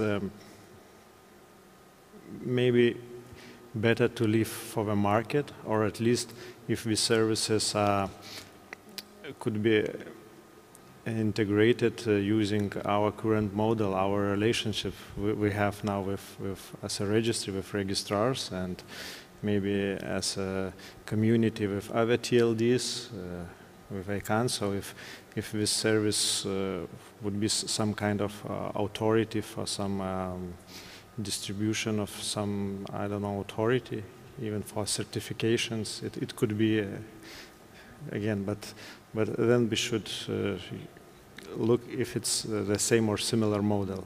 So. But if you can continue, do you have anything now in the registry that you would call either this or that type of service, connected to domain names or not, but what you would call? Oh, well, let's say now, 2 months ago, we just started this survey for the center about changing the model, thoughts about changing the model of releasing domain names. So just to make it more, how to say, better for the end user and for the registry. And during this survey, we found that the only Estonians already implemented just nowadays this auctioning model. So that's what we're thinking about, but we still have many questions and details about how to do that. But actually, even related to that auctioning, I could already imagine one more additional service which could be implemented. So it's when you have data about domain name prices aftermarket. So you can already have data and make some maybe service for evaluation of domain names. It's because we usually received this request from the registrants, let's say, who are divorcing, splitting company, and they need to know the value of a domain name. So as a registry, we always saying we don't know. The price for all domain names is the same for us, and we are not part of agreements of domain name trades and transfers. So in that case, partly, at least partly, a registry would be a source of data of domain name prices around the market. So it could be, let's say, one more additional service. I think I read it from Domain Insight. There should be a tool that they themselves tried, where you can guess the value of the domain name, and I think it was 10 out of 10 or 5 out of 5 that they totally, completely guessed the potential value of domain name wrong. So if you look for it, I even have the link saved. There is a tool actually where you can try to predict the value that the domain name could have. So there's something to look at. But yeah. Well. Sorry. Well, in Latvia, we don't have like the spare millions to put into some crazy idea to make some new products. But what we do have is we do have our resources.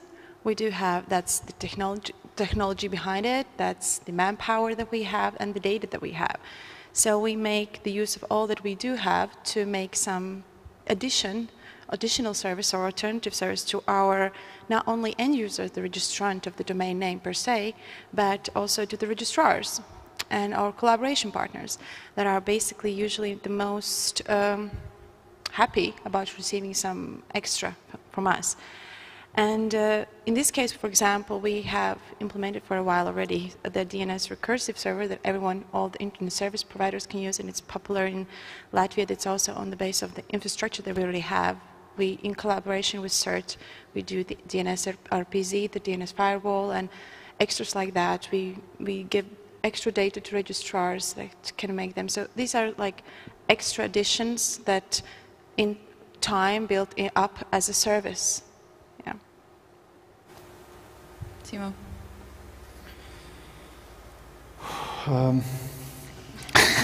Where to begin? There are very many ways of adding services. So, yeah, like we already talked, there are services that actually are straight like adding value to the registration itself, and there are services that try to maybe gain some value out of the data we already have. So what to focus is, of course, anyone's guess or question. Kind of lost my idea. Sorry. Can you ask? What do we have? What does .ee have? What would you classify as a... Do we have any additional services? Well, or do we have any supplementary services? Our world-famous auction is our... world-famous auction is our additional service. Other than that, I think there are not many that we actually do in addition to providing the registration service itself, and some, no, well, you can actually consider like adding security like DNSSEC as some form of additional service. But nothing else comes in mind. But if your favorite topic now, if we go further from here, what would be the services that we now or in the near future as .ee could go further with? What would you as the head of development, where should we, not should we as a registry, but where could we as a registry go? Well, there are many ways to go. For one, some ways I would like some registrars to leave the room.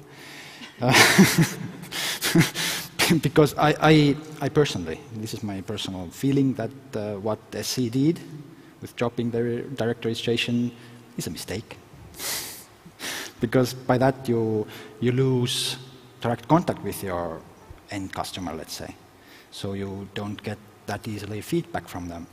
And me as a head of development, I feel that having direct registrations also makes it much easier to innovate, because registrars are businesses, so they don't want to experiment. So usually registering like .ee is just a minuscule part of what the registrars do or where they get their money. And whenever we have some new bright idea that requires them some additional development, of course they don't want to do this until they know that it will really work and maybe be profitable for them as well. So having this option, way to try, to experiment, is a like good thing to have. So if it was up to me, I would really consider it. What else? We have been, of course, discussing a lot about different ways to help registrants, because this is something that tends to maybe stop some of the registrants to use their domains, because it's still very like technical to make your domain work, to set up the web page, to set up email, and maybe help with trainings or cooperate with registrars or web service providers to make this more out of the box. This includes actually the security as well that we talked in the morning. adding DNSSEC, adding different types of security measures, so that the registrant just comes, registers the domain, and gets everything, whole deal. This would be my dream. LG, you had a comment. Yes.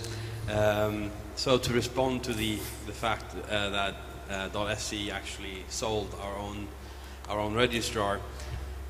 So we've had that registrar since 2009, and since I would say 2013, we've been actively trying to innovate what we do as a registry, and we've asked customers of our own registrar, we've asked registrants of all of the registrars yearly to tell us what we should do, and we've worked together with the Registrar Association in Sweden to find out what we should do going forward.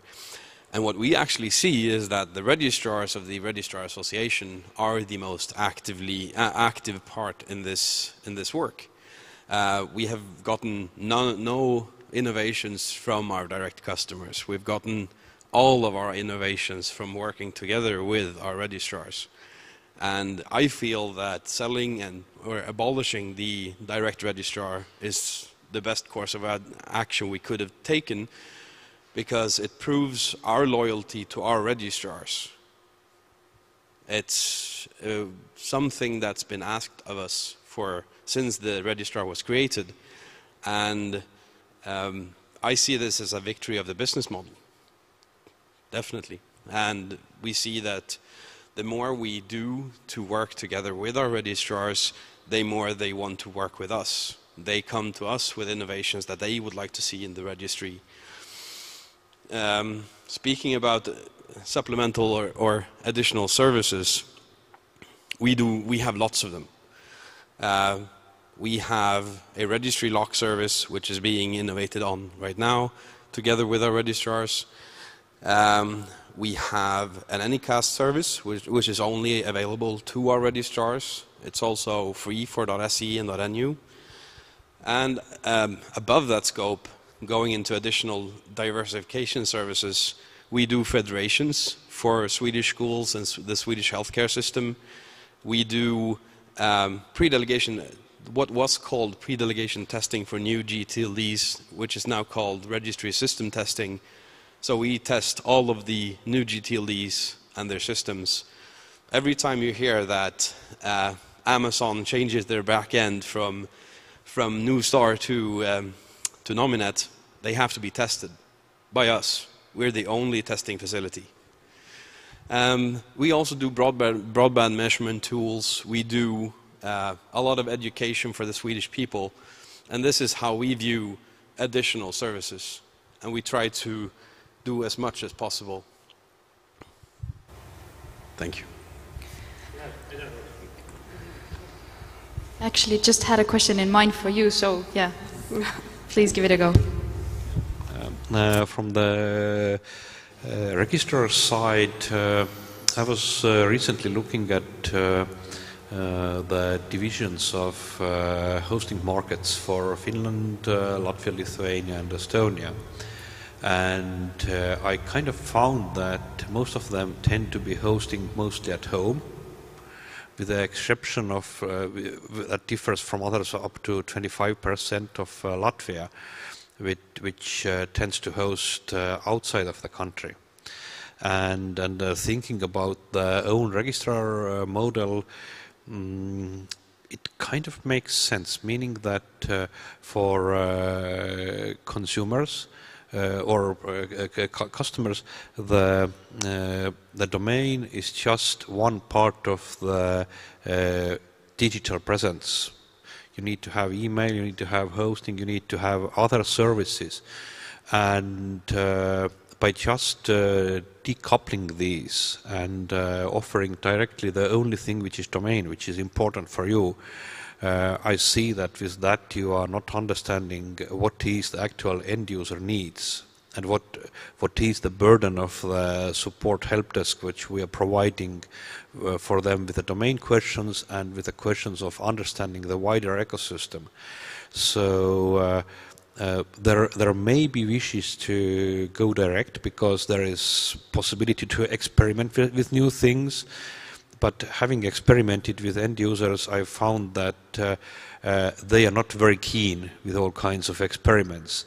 They have completely different mindset from ours.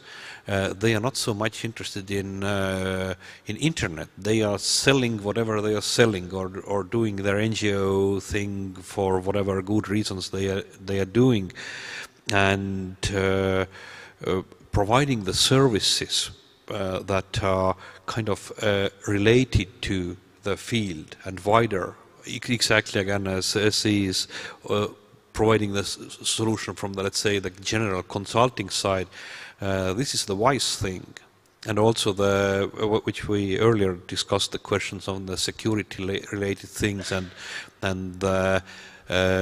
keeping the zone clean. These are the things which I see as worthy services, because these are the things which can't be done by other people. And like the registrars, because each of the registrar is seeing their small piece of the zone. We don't see the big picture in your view, even when we would have access to the zone file. Still, you are the one who is actually close to that level of information, and especially now after closing down the WHOIS data, meaning that the researchers can't get the information, and the fact that police can get something, just forget this side.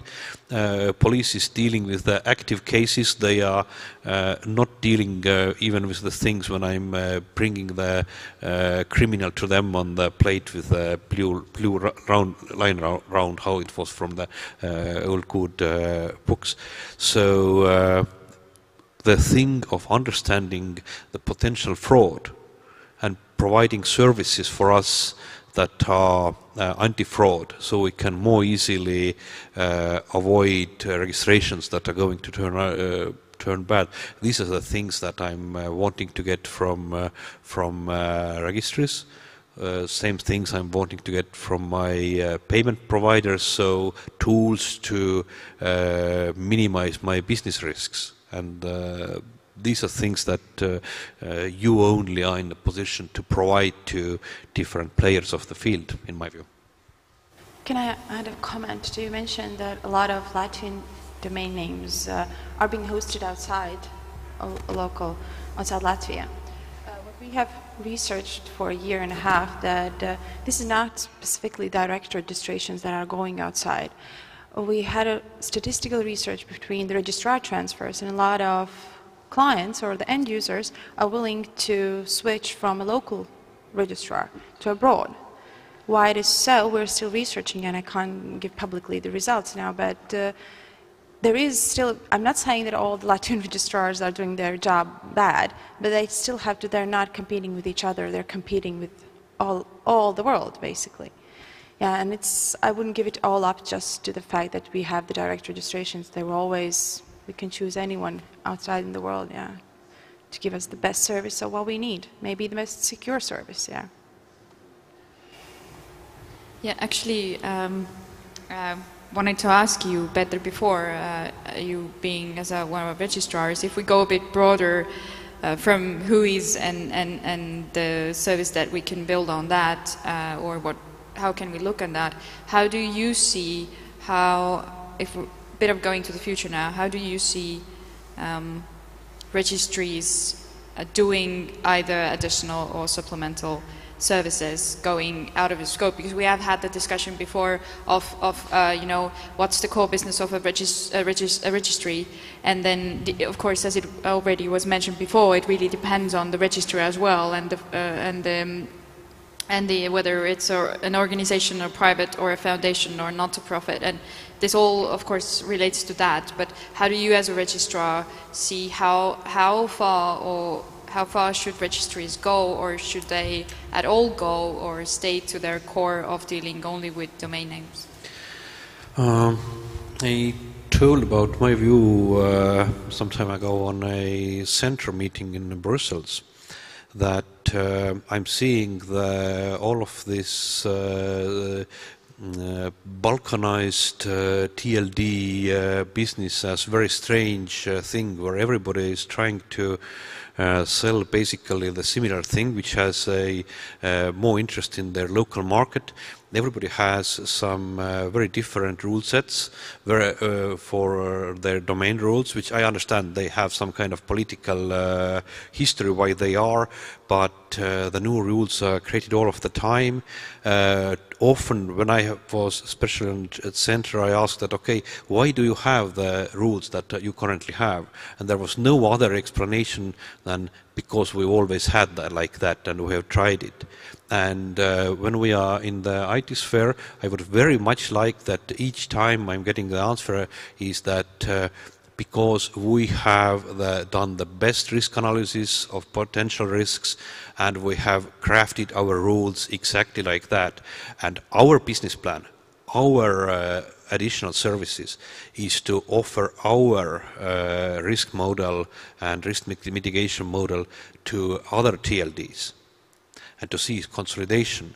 So currently the model that I need to integrate with each of different TLDs, it's an interesting thing algorithmically to do. Of course, we can keep the development department busy because otherwise they would be just, I don't know, playing test football or doing something else and messing around in the office. But is it really needed? Is there anything so much different? Why couldn't, for example, the additional service of .ee be that through you it's much easier to get other Baltic TLDs also? So for me as a registrar, and also why not SC? Or maybe the SC might be the one who is providing the single. No. He wanted to do that, yeah? Oh, okay, then it's, I'm not very original in my mindset. But from practical viewpoint, it would be something that would be of a great use for us as we are, let's say, operating and a lot of other smaller providers are operating on a local market. We probably have the best relations with local TLD. Unfortunately, I don't see much of our competitors here, so I think that maybe not everybody has good relations. This is the one thing to interface with. And if we could have the backend services from others,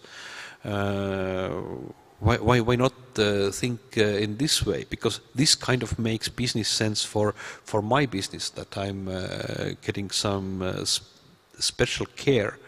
Because as everybody has different rules, the main burden on Janus, who is my colleague working on domains, is actually sorting through the different rules and making things and helping customers with all of these different rules. And he's kind of all the time like that. So let's make the life easier. This is the main thing to do with. Or otherwise, maybe just let's outsource all of the TLD technical side to some kind of larger aggregator like ASSI or whoever, or Ophelia. Sorry, I didn't notice. So yeah. Yeah, I was just going to say that our entire argument when we're approaching the smaller CCTLDs is exactly that. It's an inherited system that the registrars like because they know how to interact with it. A lot of the EPP codes are all inherited, so you just sign a bunch of contracts. Funding can be consolidated in certain ways, and then you're good to go.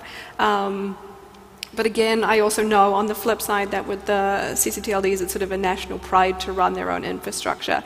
And those that have got a good system and know how to do it and are happy doing it, they're just business as usual.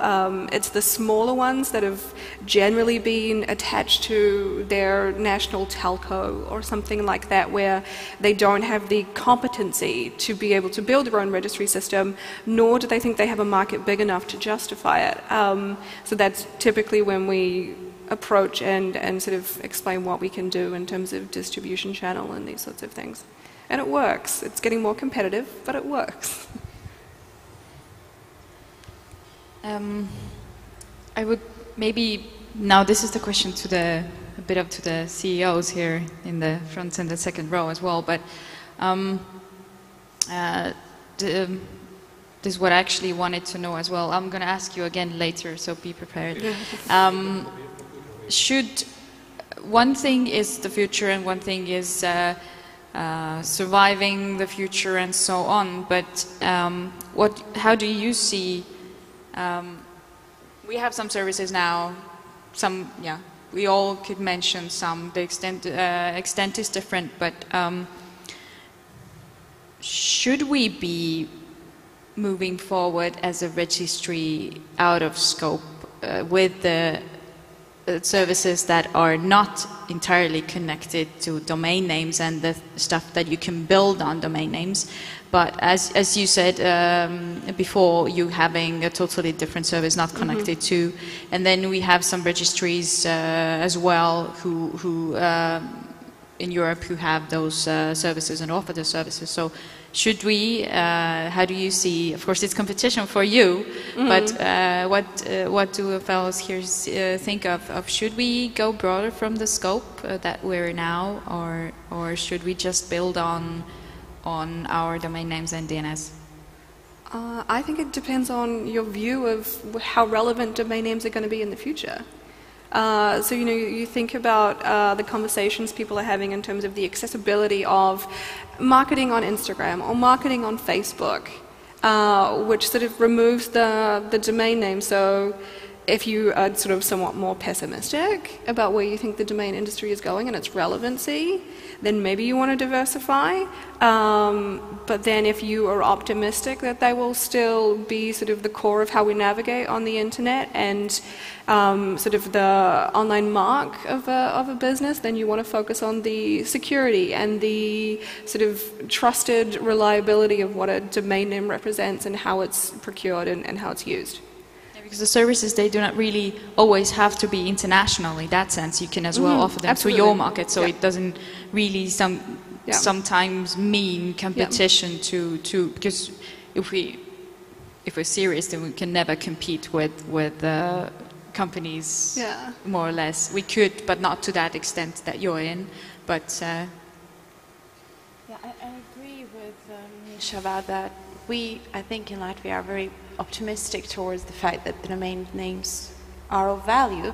It's just the end users maybe are not very well aware of that, but they will sooner or later. But we have had a lot of brainstorms in our registry about the alternative services and what else we could add, but all of them were around the domain name itself. As I said before, to make something totally new and sustainable and secure and redundant, you should have a lot of investments put into it.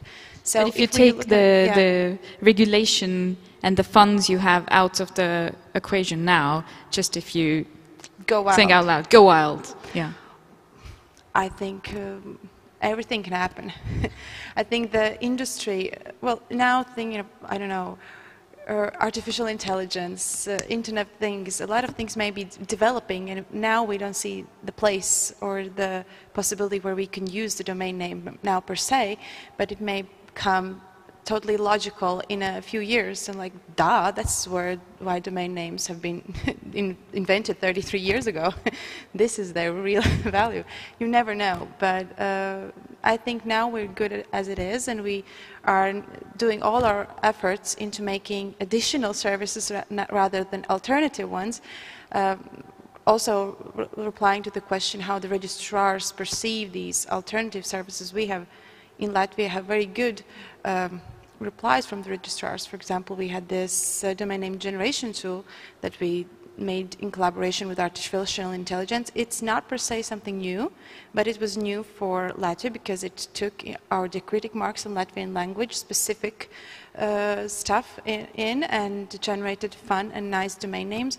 It was intended for the end user, for the registrant, but the registrars were the ones that were actively using, because they had to talk to the end users and say, it's okay if this domain name is taken, we can suggest a new one, and by the way, this is a tool, you can play around with it.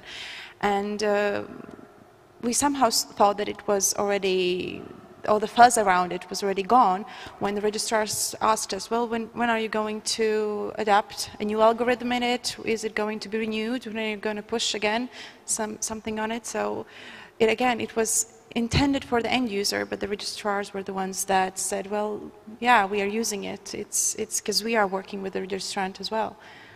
So you never know what you start to do and who will be the real benefit from the result or the public resource at the end. So we'll see, and maybe it will go out of the scope in the future, yeah? Yeah, I know what you want to shout at me, but I won't tell you. People keep circling it out of my question all the time, but I'm not going to give up. But Thomas, do you have anything to add from your side to how far should we go? I think the registry should stay on the part on which it has most knowledge and competence and from the client view. So we as a registry, we are, let's say, we are the top of internet, of domain names, of things related closely. So all other services, they should be somehow related. I totally see fitable, like for Swedish registry, to be as experts in technically checking the properness of a registry software. It's the same competence because you run the registry, you have this. As I noticed for some other services like DNIC, as I know, they started to be as for ICANN's approved data escrow agent, yeah. But I noticed later that they just separated the company, they established new company like DNIC Services, and these services which are not related directly to the registry moved here. So they somehow at least recognize that it's a little bit different services from the registry perspective. Of course, I think educational projects or maybe services just for the community and make some seminars, or it could be one of somehow related to the internet, but and totally different part of the registry. So just and to help the community to be confident with internet, with technology, and the use of it. So, Timo, well, how far should we go? Your favorite? Yeah. Well, we've been actually focused very much on our own registrations, building everything, or trying to add value to registrations, let's say. So, in my view, before going very broad with your services, I think there are enough to do in the registry still to make your own TLD, let's say, relevant. I really like what our last president said, what brought us here will not take us any further. So just sticking around doing what we have done till now is like dead end in my view, especially for little registries like we are. So we always have to think about how to add values to registrations, make our TLD more useful, more relevant, more important for businesses, for private people, and for things in the future. So let's say every house, smart house, should have a domain name, let's say. So there are things still to do, and I think enough things to do in the area before actually going out what like bigger registries are already doing, like offering any CAS services, stuff like that. While actually DNS is one of our key competences, let's say, but we can stick to maybe smaller scale and offer resolver services, offer authoritative services, DNS services for, let's say, government institutions, local companies, before going and competing with big ones in any cast market. I have a long list. Anything in particular from that long list you would like to share?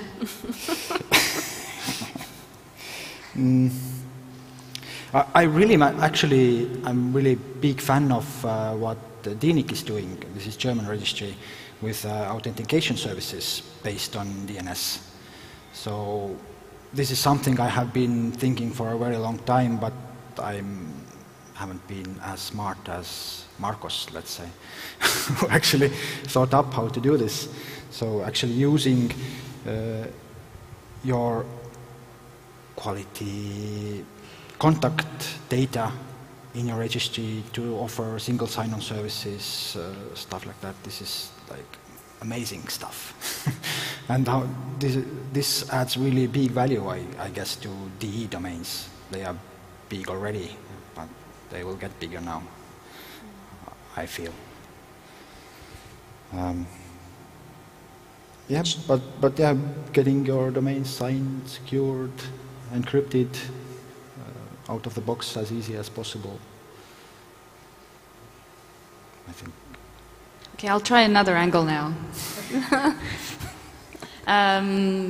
Michelle actually mentioned already that it really depends on how do you see the future. So that would be actually, you kind of answered that already from our perspective, but to all of you, what do you see in the future for registries? Where could we be if all, as Dana said, AIs, IoT devices are becoming more and more online, then at one point where could we as registries be? And then we can already elaborate then, should we act now or then later? So what could the future be for us? I think given there's been a mass amount of consolidation, both on the registry side as well as the registrar side, I think there will be in the future several big companies that will have a very heavy hand in determining how these things are structured and how they're used. But I think with time the relevancy of the brand names, so the dot brands from the new GTLD round will increase, and I think that will feed into the IoT stuff, because then they have control, heavy control over their namespace. And so you've seen a bit of that already with the likes of BNB Paribas using their their brand for the banking stuff. And I think with the geos as well, there's a bit of that where it's sort of similar to the CCTLDs in terms of controlling the sort of perception of that TLD online. But in terms of the rest, I guess that's up to the robots. Yes, your model is quite different from ours who are on the stage. Absolutely, yeah. So yeah, that was actually my aim. How do you said how we maybe should see our future, but then I think, how do you see your future with all the competitors? That was like, what could change for you in the future with all the services coming up? I think it's a case of, we've seen ourselves in terms of the additional services that we've done, admitting failure in some parts and sort of scaling back. So we had a website builder product for quite a while called GoMobi, which was somewhat attached to .mobi when it sort of first launched, and it was a concept at the time, but then things shifted faster than we did. So we don't put too much resources into that now. On the flip side, we've shifted back to focusing on the Anycast DNS because that's becoming more relevant, where before there was less of a market for it. So I think it's going to come down to competitiveness. I think it's going to come down to pricing, and just how good you are at doing what you do. That's sort of the key factor, but then, pricing is also and being a race to the bottom. Yeah. But us as CCs, are you afraid of the future, or have you thought about the future, and where could we be in some time? And might that lead to us needing to build on, not only on DNS, but further on? Well, I think DNS is the core of the internet, so we won't just disappear. And of course, we're very cautious in Latvia that, for example, the new GTLDs, as you mentioned, they're getting popular, and as Heikki said, .xyz was one of the most growing domains in Latvia, but still, as I view it, it's just the pizza is getting bigger, so the domains are getting the number of, but our slice still is pretty good. So even if it's a bit smaller, the pizza is bigger, and we still get a lot of food out of it. So we still can live and survive. And as the infrastructure is developing, you never know. Maybe .lv will be the next big com. Las Vegas, LV. Thomas, are you afraid of the future? Sometimes yes, especially when I see when my children are just entering the address, not in the address bar, but in the Google search. Then I see the behavior of others that they just, it's so natural for them not just use only Google or just only search for their names, and I need to teach them. And it's the same not only with my kids, it's the same with clients. Sometimes I have like to talk with registrants directly, and when you are saying by phone just connect to this address, and they're saying yes, so now you see, no, I don't see, so where to press? I see this, so then I understand that he is talking about the results of search. so yes, it's common that people more and more just looking for information, and sometimes it's hard to them to say which source is authoritative. For them, usually they can say that authoritative is the highest by the search results and not by the origin of a domain name of the address. So I think from that part, we should make more efforts for a community for the benefit of community to find the real information they are looking for, because there are so many, let's say, informational noise around that even the domain name becomes less and less visible. So yes, a little bit I am afraid of the future, because it's sometimes it just could be just the name on the search engine which directs you to some resources, but not the domain. So, have you thought about solutions? A difficult question, but it's difficult questions. But maybe it's the time will show that.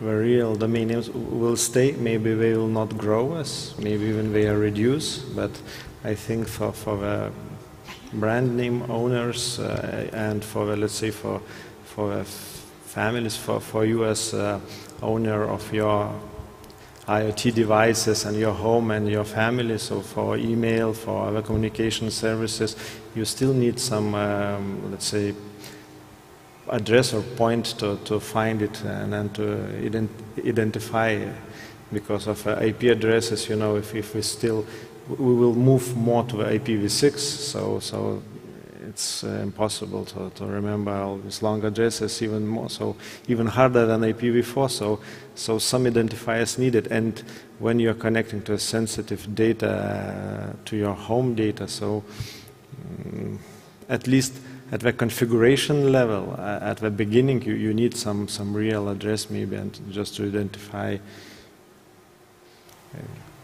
all your IT equipment. Katrina, you wanted to comment? Yes, I just wanted to add some light to what Thomas just said. On the bright side, I've never seen Google keywords written on a van or a business card, right? They still write addresses. So this is, I think, the positive thing. But, well, we're in Estonia, right? We need to talk about Skype. Skype IDs, they're also, well, it is addressing, so you can use your Skype ID and your people can find you on the internet using this, this ID. Addressing might look different, but we're here now and we have to do our best to ensure that people use normal addressing, DNS, domain names, and yeah, but I kind of share these fears of the future with Thomas, but let's make the best out of the situation. We still have to strategically think about the future and the changes that are ahead of us as registries. No, I think we cannot close our eyes and pretend that those changes are not there. They are, but keywords will not help people to find you. You cannot assign a keyword to a service. Okay, to some extent you can, but still, if you want to be found, you need this unique ID. One way or the other, you need a unique ID. And I would add that you have many unique IDs, and the domain name could be that central unique ID, which makes you independent from the service provider. Like, let's say, for example, as I'm saying, for some users, when we're asking, do I need my own domain name? I'm saying, okay, what email address you will be using? Oh, I will register gmail.com for free. So it's okay for free. So you will use it, you will advertise, and what will happen if Google just say that, okay, now you will need to pay €100 per month for email address, for email box. You cannot move this email address somewhere, so you are just, they will be keeping you on short, and you will be paying not to lose your contacts, or you need to pay much for sending new contacts, changing all your advertisement and branding and so on. So having your own domain, you can just change your provider, keeping the same address, the same identifier. So I think that should be the main maybe message to the end user, just to be able to change service providers, but keeping the same address, same brand, same. Timo, are you afraid of the future? Excited about the future? I'm just afraid of the future of the DNS or our DLD. How come? It's our size and how things are moving. Looking at the fragmentation, let's say, of the internet, Facebook, these social services that people hang around. They don't have to have email address. They don't have to have some domain-based ID to find each other and to talk, to chat with each other. This is maybe our dream that they would use this, but this doesn't have to be like that, or might not be, because I keep hearing that the younger generation don't use at all emails to communicate with each other. They have different means of doing this. They use phones, they use apps. So even though if it doesn't make domain name itself irrelevant, but it makes irrelevant the end bit of over there, because using .de doesn't give you any extra advantages. So if no one is searching your domain name, it doesn't matter if you are .com, whatever, TK. So in that sense, yes, I'm a bit worried what the future brings. But that being said, I think we have to more and more concentrate on how to make our TLD relevant, how to make it better than others, make it more easy to register, more secure, more everything. More of everything. I guess to sum up a bit, we can say that all depends on very diplomatical answers, by the way. So it's the conclusion is very broad. So we have to think about the future. We are a bit afraid of the future, and we'll see when the future is ahead of us. Yeah?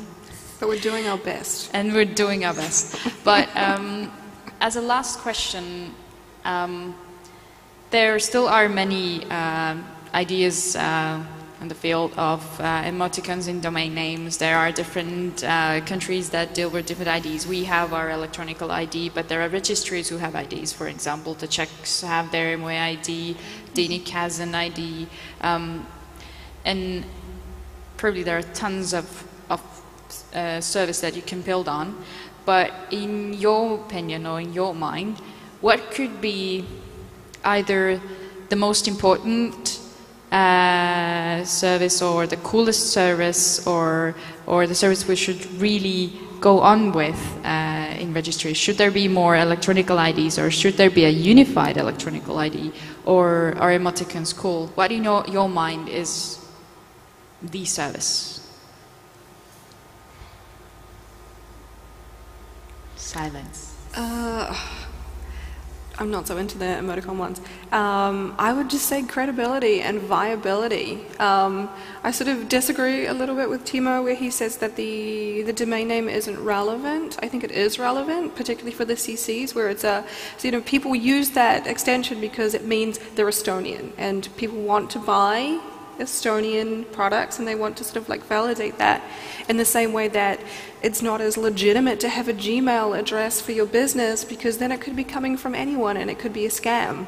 I think we've sort of learned to treat the domain name as a source of reliability and validity in a way that will keep on going, and I think it'll just get more and more secure and more focused on being credible and legitimate. So not particularly innovative, but just good. So can I ask, what's your favorite service? What's my favorite service of what we do? In general, what you do, what you would like to have. Will I get my answer? You can go to what Ophelia says. It's a very tall order. I would say again, just like back to the core competency of the managed registry services, which is what we focus on a lot. So. No emoticons on domain names? No. Pretty sure that's a liability, but okay. But Thomas, what would you say? What is then, okay, I'll rephrase, what is the most important that we should think of when thinking of services? I think, at least for our registry, mainly all the new services come from like requests from registrants. So, and like if banks are asking about help to identify similar domain names that could be used for phishing registered. So then when we decide that we will develop service for confusingly similar domain names lists compared with your registered one. So it's mainly we're trying to make this request from the registrants and to offer it on demand, because sometimes if you have so many different services, you can lose your main goal, your main business. And Dana? Well, officially, of course, our registry's main priorities are, as already Katrina said, redundancy, privacy, security.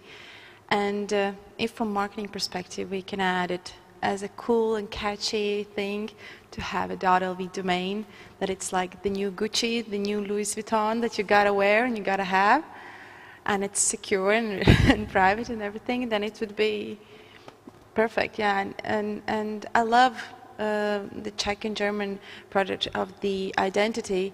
It's again, everyone's doing it in their own standard, and again the same problem as the registrar said. If we could, that's why we are just browsing and looking what they're doing, how it will all work, and they're open for more domains. So if it all works, then which standard will be more appropriate for us. Maybe in the future, you never know. But for now, we're just making .lv cool and nice and catchy, so it would be the first domain everybody would like to have. Timo. I think that future-wise, best way, best outcome that could be is that if we could make the domain name as like the best identificator in the internet for a person, for a company. How to do that, I don't know. This maybe with cooperation with registrars, maybe make more like out-of-the-box solutions that you can bring your different social contact services together in one place, so you can maybe manage your Facebook, Instagram and everything in one, on your own web page. That would be cool. And then you can, and if you could use your domain name as a like ID to authenticate yourself, I think this is one way this could work out really well. Your name on the internet, your yes. ID on the internet. Yes, and IoT, making everything identify itself using .de, of course. And then your kids to the age of 18 will be the subdomains of your domain. And when they get 18, they have their own domain. Maybe even replace the personal ID with a domain name. So every Estonian has, when they are born, they have like first, last name .de.